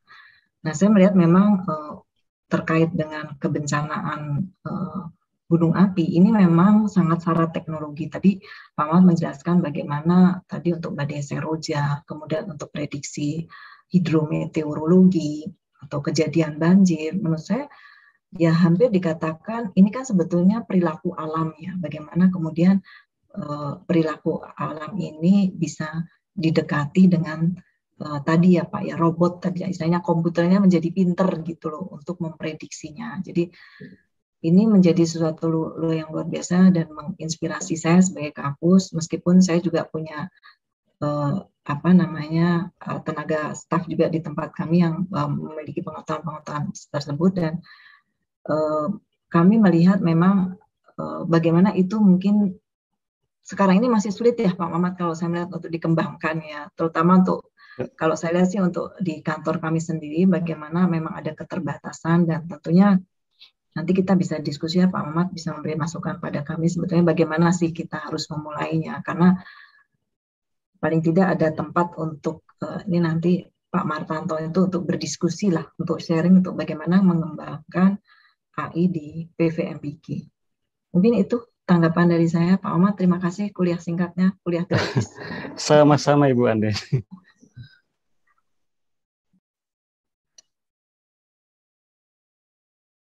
Baik, si kedua saling tanggap atau memberikan pendapatnya dapat dikatakan usai. Mungkin sekarang waktunya partisipan atau para peserta mengajukan pertanyaannya ya. Mungkin langsung saja. Ini sudah ada lewat chat di sini sekitar 3 pertanyaan. Pertanyaan ke-1 dari Bapak Arjo Sukardan, yakni di sini kalau secara ringkasnya bagaimana membuat modeling agar selalu bisa adaptif secara langsung terhadap berbagai segala situasi dan kondisi gitu. Ya, jadi tidak bergantung pada special case gitu Pak. Mungkin di sini bisa dijawab oleh Pak Mamat mungkin. Ya, baik. Ya, terima kasih Pak Arjo ya yang sudah memberikan pertanyaan. Jadi kurang lebih yang pertama pertanyaannya adalah keterbatasan infrastruktur teknologi informasi, kemudian membangun mitigasi bencana, kemudian bukannya itu ya? Bagaimana membuat modeling ya? Bagaimana membuat modeling agar selalu bisa adaptif secara langsung terhadap segala situasi dan kondisi, apakah dengan memperbanyak sensor atau bagaimana gitu ya? Dan apakah ada pendekatan yang lebih murah gitu tetapi bagus gitu yang jadi pada dasarnya memperbanyak sensor itu sangat mendukung memang gitu. Jadi semakin mesin itu diberikan informasi dari sensor gitu ya, maka semakin kaya dia informasi itu sehingga makin bagus kesimpulan yang dihasilkan gitu. Berbeda dengan hanya mendapatkan informasi dari 1 atau 2 atau 3 gitu ya yang sedikit. Itu masih kemungkinan errornya masih besar gitu. Terutama untuk bidang meteorologi, atmosfer gitu kan. Kita tahu Indonesia adalah negara kepulauan gitu ya, di mana ada daratan, ada lautan gitu. Kompleks dinamika atmosfernya gitu ya. Jadi banyaknya sensor itu sangat mendukung ya. Sebagai contoh kalau kita tinggal di Indonesia atau di suatu daerah kita terkena hujan ya, tetapi ketika berjalan beberapa kilometer itu ternyata tidak hujan, sudah beda lagi ganti kondisinya. Artinya menunjukkan bahwa di Indonesia itu pengaruh lokal ya, pengaruh kondisi lokal dari atmosfer itu sangat tinggi. Jadi variasi hujannya itu sangat tinggi. Jadi perlu banyak sensor memang. Tetapi kan ini berkaitan dengan masalah biaya untuk penyediaan sensor itu ya, tidak sedikit gitu. Maka apa yang harus dilakukan? Kita harus mempercerdas mesin learning-nya itu gitu kan. Jadi kalau istilahnya fasilitasnya tidak lengkap, maka orang itu harus harus dipaksa untuk bisa lebih cerdas lagi untuk bisa menyimpulkan sesuatu itu menjadi benar. Jadi machine learning ini harus kita kembangkan lagi, harus kita tingkatkan lagi kecerdasannya dengan fasilitas yang sedikit gitu. Gitu. Jadi dua opsi, tapi memang lebih lebih sulit mengembangkan atau meningkatkan kecerdasan machine learning gitu ya. Dan itu membutuhkan waktu tidak 1 tahun, bisa 2 tahun atau 3 tahun gitu dengan fasilitas sensor yang sedikit. Jadi memang paling baik adalah meningkatkan jumlah sensor gitu ya. Itu paling cepat gitu. Jadi tidak membutuhkan waktu yang lama untuk bisa meningkatkan akurasi. Tetapi jika tidak ada, maka resiko yang paling buruk adalah kita harus meningkatkan kecerdasan dari machine learning itu sendiri gitu.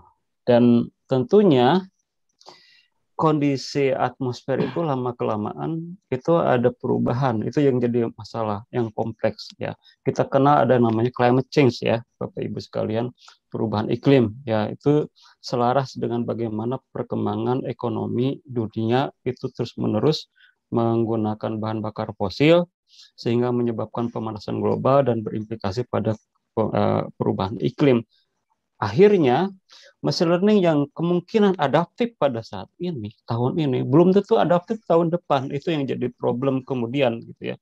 Makanya bagaimana algoritma di machine learning ini, di artificial intelligence ini juga memasukkan unsur-unsur yang lain yang membuat machine learning itu terus adaptif meskipun tantangannya atmosfer kita semakin kompleks, semakin uncertainty ya, tidak menentu kondisinya di masa mendatang diakibatkan oleh climate change. Jadi ya itulah ya tantangan kita, terutama yang tadi Mas Rohman pernah sampaikan di awal, Indonesia itu adalah laboratoriumnya dunia, laboratoriumnya bencana.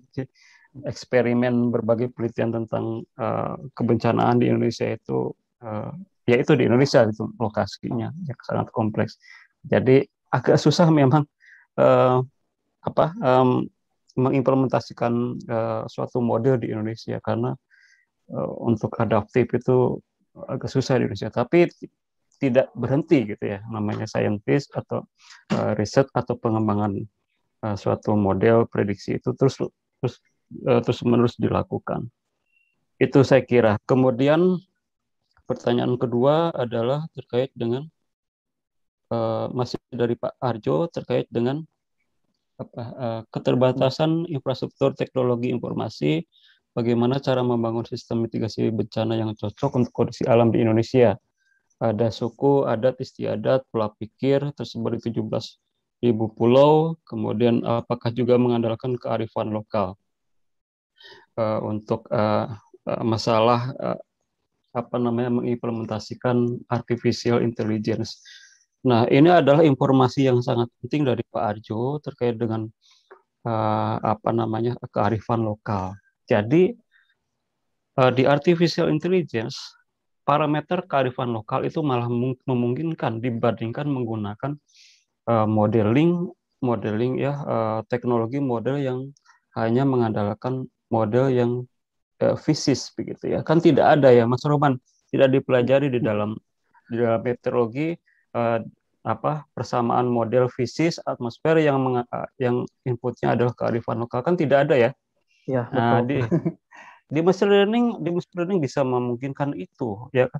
Tadi juga kita lihat subbidang artificial intelligence itu cukup banyak ya yang bisa kita ambil di sana, dan bagaimana itu merge data-data itu ya termasuk dari kearifan lokal sehingga bisa menentukan kesimpulan suatu prediksi yang lebih bagus gitu.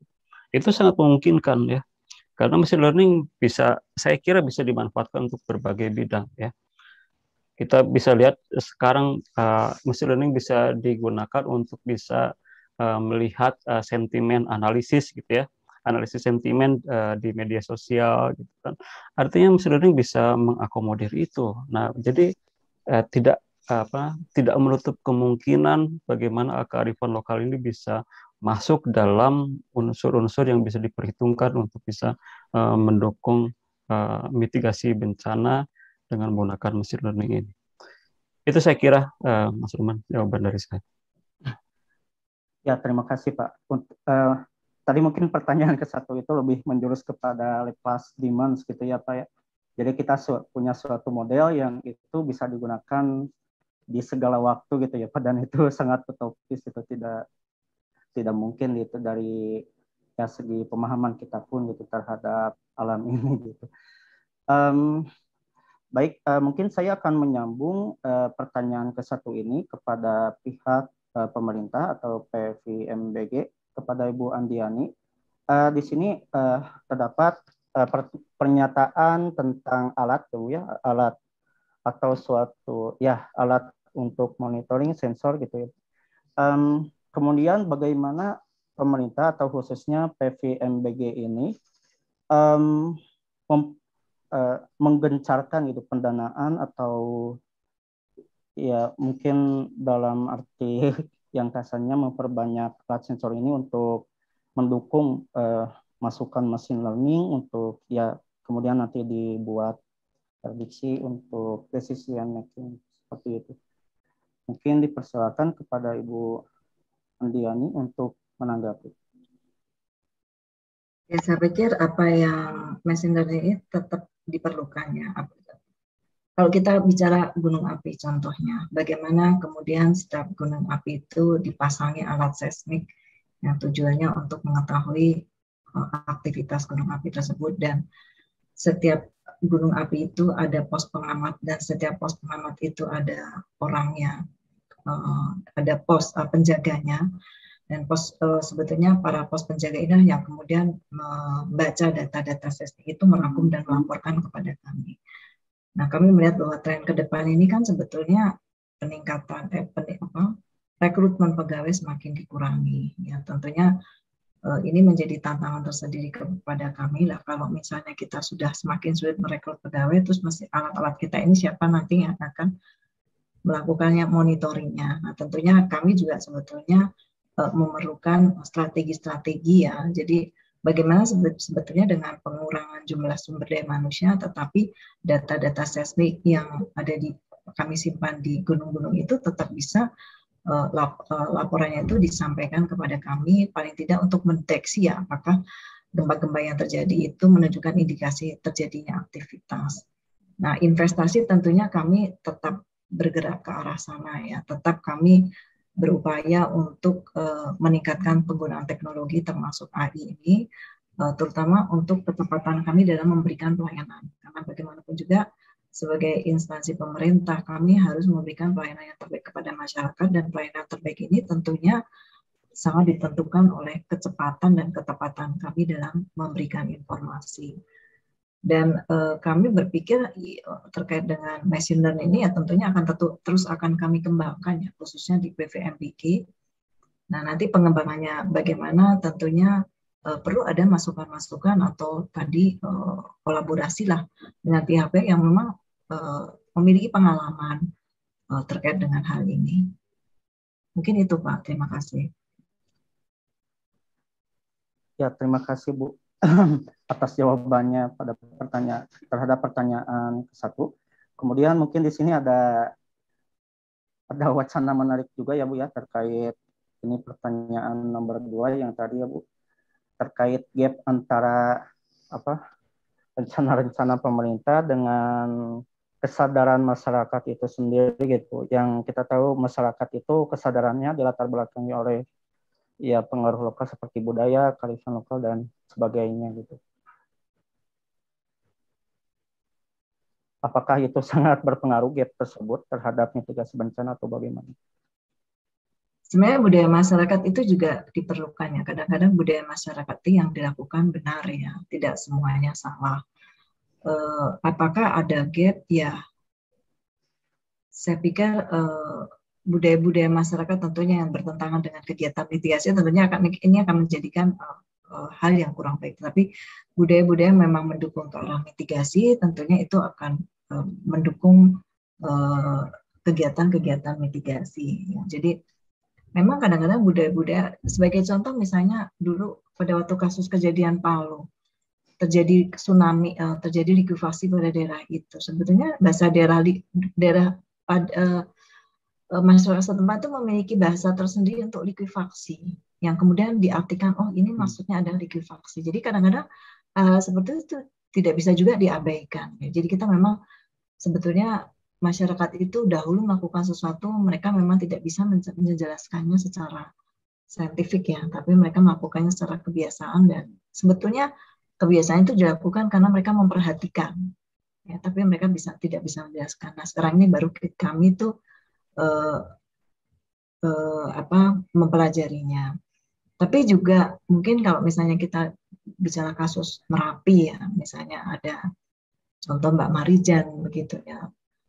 Ya ini menjadi sesuatu yang kita ada alat, kemudian alat kita bicara ini menunjukkan aktivitas meningkat, sementara budaya setempat mengatakan biar saja kita di sini. Ya ini juga tantangan tersendiri sebetulnya buat kami ya, untuk meyakinkan kepada masyarakat untuk mengikuti apa perintah-perintah, arahan-arahan dari kami yang memang arahan-arahan kami itu biasanya adalah dari hasil-hasil pemantauan kami dengan menggunakan sensor-sensor yang kami pasang di setiap gunung api.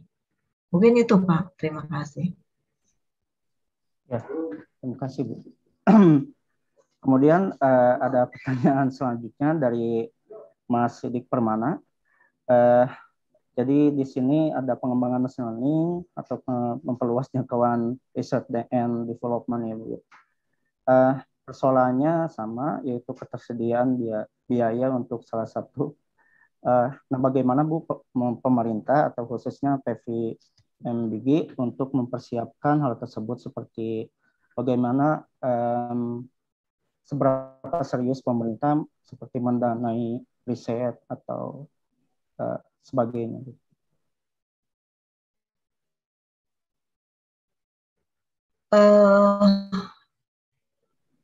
Sebenarnya gini ya, kalau saya lihat kayak riset penelitian kemarin pada waktu ada BPPT. Nah, kami sempat bekerja sama dengan BPPT. Pada waktu itu kami menyampaikan kebutuhan-kebutuhan kami yang terkait dengan alat-alat mitigasi gunung api kami. Kami sudah berencana untuk bagaimana BPPT berusaha mengembangkan peralatan kami dalam negeri, artinya membuat prototipe kemudian diusahakan dikembangkan dalam negeri, sehingga kami tidak perlu melakukan impor barang dari luar negeri, karena impor ini juga pertama barangnya memang kadang-kadang tidak ada di lapangan, jadi di luar negeri itu juga barang itu langka, dan kalau kita perlu memesan, kalau kita pesan baru dibuatkan barangnya, dan itu dari antara dia menerima pesanan dan membuat itu memerlukan waktu 3 bulan, belum nanti ada problem pengiriman. Dan pada kasus pada waktu kita mengalami pandemi kemarin, kesulitan dalam melakukan pengiriman karena semuanya lockdown, jadi akhirnya alat itu tidak jadi datang. Nah, kami sebetulnya inginnya sih alat-alat mitigasi gunung api kami ini dikembangkan di dalam negeri. Ya. Tentunya ini berdasarkan riset, tapi riset itu kan bukan pada area kami ya. Riset itu sekarang ada pada di BRIN. Yang fokus pada kami adalah pengumpulan data-data geologi. Dan alat-alatnya, intinya alatnya kami beli kalau alat itu ada.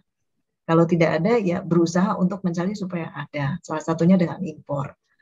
Dan yaitu mungkin kedepannya BRIN bisa mengembangkan alat-alat kebencanaan ya. Kami berharap sebetulnya itu, termasuk alat-alat untuk monitoring gunung api, alat monitoring gerakan tanah. Gitu. Kalau alat gerakan tanah kan beberapa perguruan tinggi sekarang sudah bisa mengembangkannya. Cuma mungkin masalahnya bagaimana cara kerja alat itu, apakah memang tahan lama, apakah cepat rusak, atau bagaimana gitu. Ada beberapa permasalahan lah untuk pengembangan alat ini. Yang jelas kami membutuhkan alat itu, tetapi alat itu bukan menjadi area kami, Pak. Alat itu adalah menjadi areanya BRIN. Oh, baik. Jadi itu merupakan tugas dan fungsi yang beda ya Bu ya? Berbeda. Kami lebih ke arah pengumpulan data lah, penyelidikan, penyiapan data, pengumpulan data, penyiapan data, kemudian membuatkan peta, kemudian menyebarkan peta, meningkatkan pengetahuan masyarakat tentang bencana, kemudian juga meningkatkan pengetahuan masyarakat bagaimana membaca peta-peta bencana kami, kemudian bagaimana apa yang harus mereka lakukan apabila mereka telah mengetahui informasi bencana. Jadi itu yang kami lakukan sekarang ini. Baik. Jadi semuanya sudah ada upaya dan itikat ya Bu ya untuk mewujudkan Indonesia yang lebih lebih unggul ke depannya. Dan riset juga sudah dilakukan dari sejak dulu ya Bu. Cuman masih ada keterbatasan di sana sini. Kemudian ini pertanyaan dari Mas Sidik mungkin agak di luar topik ya Bu, tapi ini apakah ada semacam kehendak atau political will gitu dari pemegang stakeholder dalam mendrive arah pembangunan Indonesia selanjutnya gitu, atau dalam hal ini risiko bencana? Maksudnya gimana Pak? Apakah kalau dari sini ya apakah pemerintah siap untuk untuk menjadikan mitigasi bencana kita itu lebih baik ya, karena kita tahu bahwasannya political will itu selalu menjadi latar belakang. Itu yang dapat saya tafsirkan dari pertanyaan Mas Sidik Permana. Ya kalau pemerintah kan memang berkewajiban untuk meningkatkan kesejahteraan masyarakat ya, dan salah satunya adalah dengan upaya mitigasi, karena kejadian bencana itu secara tidak langsung pasti akan menurunkan kesejahteraan masyarakat. Ya pasti kami dari sisi pemerintah ya, kami juga berusaha untuk meningkatkan upaya mitigasi, berbagai cara pasti kami lakukan. Termasuk tadi misalnya kami berusaha untuk mengembangkan aplikasi sebagai sebetulnya satu upaya kami untuk mendekatkan informasi kami ini kepada pengguna.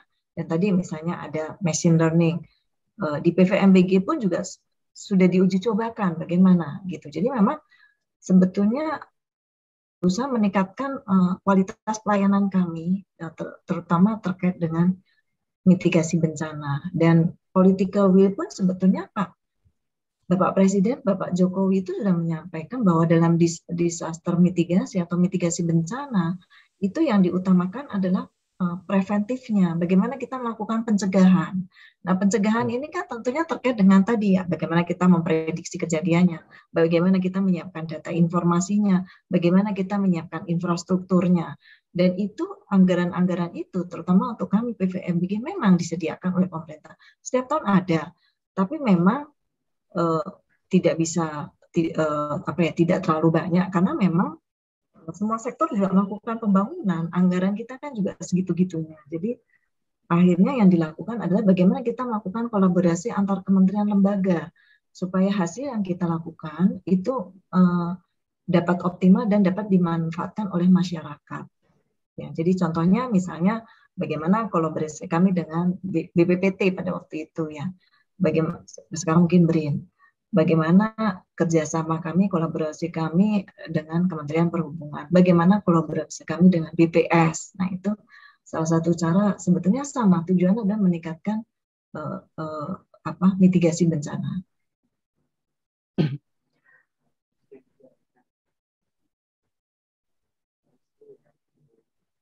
Ya, baik, terima kasih Bu atas jawabannya. Dan tentunya pemerintah juga dalam mencanangkan, mempersiapkan revolusi industri 4.0 juga harus mempertimbangkan mitigasi bencana Ibu, dan itu juga sudah diupayakan Ibu. Baik, tadi ada pertanyaan kepada mungkin bisa pertanyaan selanjutnya mungkin bisa disampaikan langsung kepada para narasumber kita. Raise hand saja dan kemudian open mic. Baik, adakah yang bertanya? Yuk, saya tanya deh. Halo? Kedengaran nggak tuh? Halo, ya. Ya, siap. Ya, saya Aris, wartawan yang dari Forum Jurnalis Jabar. Yang ingin kita tanyakan, teknologi mesin learning ini kan kata Ibu Andini masih sulit ya dikerjakan di Indonesia. Kira-kira sampai kapan nih Bu ya kita bisa melaksanakan mitigasi bencana dengan AI machine learning ini Bu? Terus tadi kendalanya disebut terkendala karena persoalan SDM. Jadi yang sudah dilakukan sekarang ini seperti apa gitu? Kayaknya terus anggaran-anggaran untuk pendukung kegiatan mitigasi bencana itu selama ini seperti apa sih Bu? Apa anggarannya kurang atau gimana untuk mewujudkan machine learning ini? Ini itu aja Bu. Terima kasih. Sampai kapan AI ini ya? Jadi kalau saya ditanya sampai kapan, tadi Pak problemnya kami punya ahli IT, kami punya ahli bencana. Nah, tentunya untuk menerapkan artificial intelligence dan kebencanaan kan dua ahli ini harus saling bicara gitu ya. Jadi bisa yang ahli IT-nya tuh berusaha membaca apa kemauan ahli kebencanaan, yang ahli kebencanaan juga menyampaikan bagaimana sih kita membaca data-data seismik. Dan ini kan sebetulnya ya sesuatu hal yang baru juga. Yang pertama itu, yang kedua bahwa sebetulnya ahli IT di tempat kami pun juga tidak terlalu banyak ya. Artinya bahwa pada waktu kita melakukan rekrutmen itu karena instansi kami ini terkait dengan pelayanan mitigasi bencana geologi, jadi fokusnya adalah pada ahli geologi gitu ya. Sementara untuk ahli-ahli IT ini juga tetap ada pembatasan lah. Artinya dalam setiap tahun, apalagi kebijakan pemerintah itu kemarin bahwa tidak secara mudah kita mengganti, misalnya ada pensiun kemudian kita masukkan, itu juga tidak mudah juga kami lakukan gitu loh. Jadi karena rekrutmen SDM ini juga sangat terbatas. Nah sampai kapan? Nah ini kan juga sampai kapan ya? Tentunya ini masih cukup panjang Pak. Apakah dalam setahun 2 tahun ya? Mungkin bisa iya, bisa tidak. Ya, tapi kalau saya melihat dari jumlah ahlinya, kemudian dari tren cara bekerja kami ini, budaya kerja ini kan sebetulnya merubah mindset dan budaya kerja kita. Ini juga memerlukan waktu ya. Bagaimana banyak ahli itu juga belum terbiasa dengan model-model machine learning ini. Ini kan sebetulnya machine learning kalau saya lihat lebih ke arah generasi muda. Nah, sementara ahli-ahli kami ini kan juga generasi yang ya cukup senior lah di tempat kami. Jadi ini memang perlu waktu lah. Nah kami juga belum bisa menargetkan berapa ya, karena kalau dilihat dari ininya juga masih perlu waktu lah kami melihat itu. Nah kendalanya masalah anggaran sebetulnya ada, anggaran mitigasi ya, anggaran untuk peralatan kami pun ada. Setiap tahun kami menganggarkan untuk pembelian alat-alat seismik ada, alat-alat pemantauan gunung api ada. Nah, untuk pengembangan AI ini juga sebetulnya ada, tetapi juga kemudian bahwa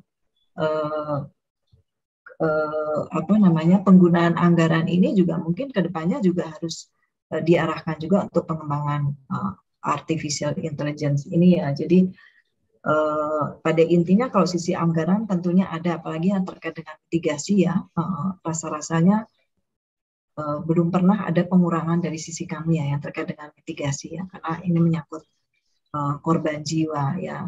Namun kemampuan kami dalam menganggarkan pun juga tidak bisa banyak juga karena orang kami tidak banyak juga. Contohnya untuk mengurusi 71 gunung api di Indonesia, kami mungkin ahli gunung apinya tidak banyak Pak, cuma 20. Kalau kita bicara Jepang itu satu gunung api itu 5 profesor, kalau di Indonesia 2 gunung api itu kadang-kadang 1 ahli. Ya, jadi ini ada perbandingan kan. Nah, kemudian juga pertama ahli-ahlinya juga tidak terlalu banyak sehingga juga kami pun tidak mampu mengusulkan anggaran yang besar ya. Karena kalau anggaran besar kemudian tidak terserap pun akan menjadi masalah. Jadi kami sekarang ini sebenarnya lebih memfokuskan pada bagaimana kita melakukan kolaborasi saja karena ini paling penting. Nah, jadi yang kami kerjakan betul-betul yang inti, nanti yang lainnya mungkin bisa dikerjasamakan dengan kementerian atau lembaga lain yang memiliki kompetensi yang kami perlukan. Itu Pak penjelasan dari kami. Yuk, terima kasih Bu.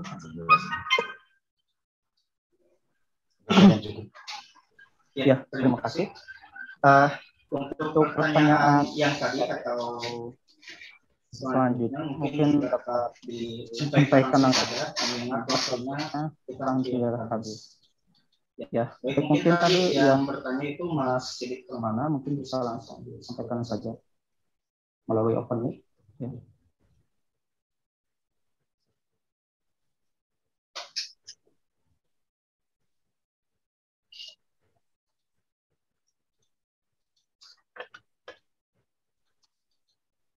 Sidik.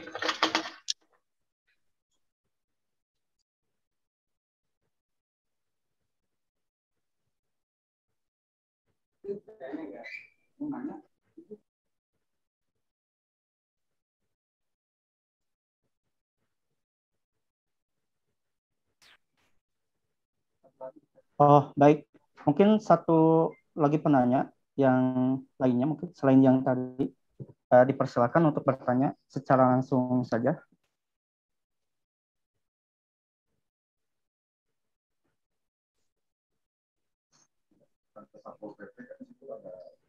Mungkin kita hanya bisa satu pertanyaan lagi karena waktunya hampir.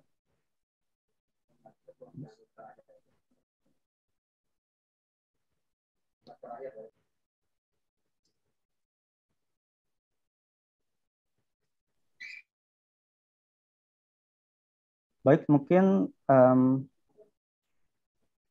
tidak ada pertanyaan lagi. Ya,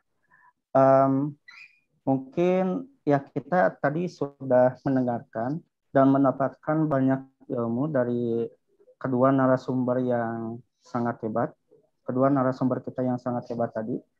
Kita belajar tentang bagaimana AI itu, AI itu, machine learning itu, kemudian bagaimana AI atau machine learning diterapkan di mitigasi bencana di kategori bencana hidrometeorologi dan kemudian geologi. Dan serta ya tentunya segala upaya ini harus selaras atau sinergi di antara komponen-komponen matriks sosial begitu ya, antara pemerintah, komunitas, kemudian masyarakat dan lain sebagainya semuanya. Baik, kita sudah di penghujung acara. Saya selaku moderator mohon. Oh ya, mungkin sebelumnya bisa closing statement kepada para pemateri atau narasumber. Mungkin sepatah atau dua patah kata dipersilakan. Mungkin kepada Pak Mamat dulu. Oke, baik. Terima kasih, Mas Rohman. Sebagai penutup mungkin dari saya, apa ya?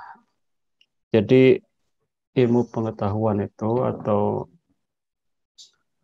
mempelajari sesuatu itu tidak ada habisnya, ya. Jadi waktunya tidak ada habisnya.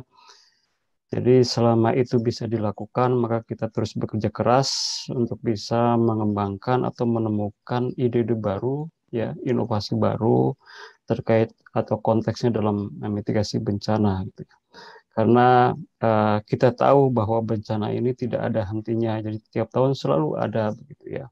Jadi kalau tahun ini ada bencana banjir, longsor, kemudian gempa bumi, maka di tahun depan tidak menutup kemungkinan ada lagi. Oleh karena itu, upaya dari berbagai pihak terus dilakukan, gitu ya, dari berbagai instansi dilakukan, baik itu instansi penelitian, kemudian membuat satu metode baru bagaimana meminimalisir atau mereduksi resiko bencana yang akan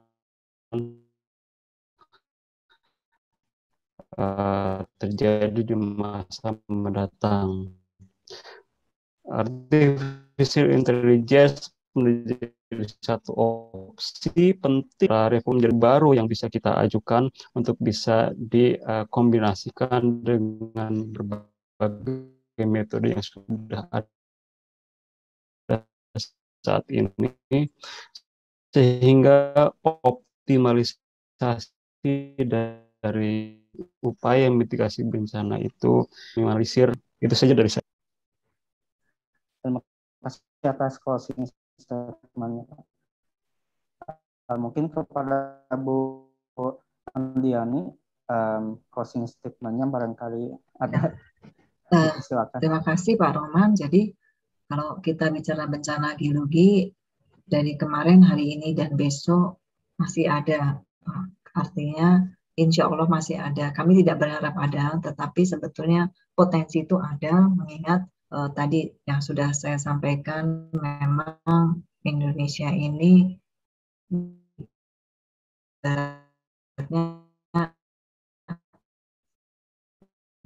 memiliki potensi kejadian bahaya geologi yang tinggi. Nah, sekarang yang menjadi masalah bukan bahayanya sebetulnya, bagaimana sebetulnya dia dekat. Nah, pemanfaatan teknologi baru ini seringkali memang tidak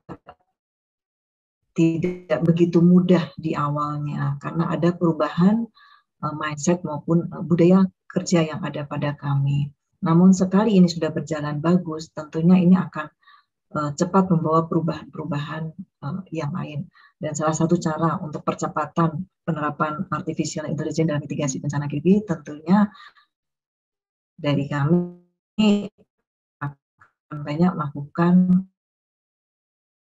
kerjasama, terutama dengan perguruan ilmu pengetahuan atau kompetensi di bidang ini.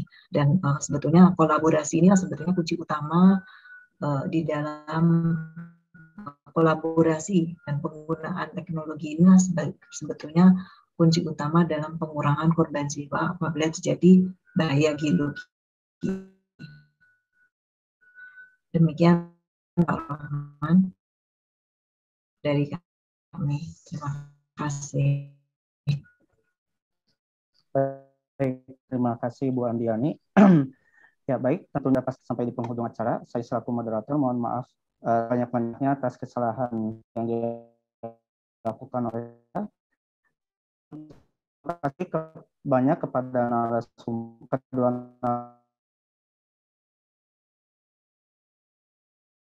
Bapak Ibu semuanya, Ya. mohon izin live.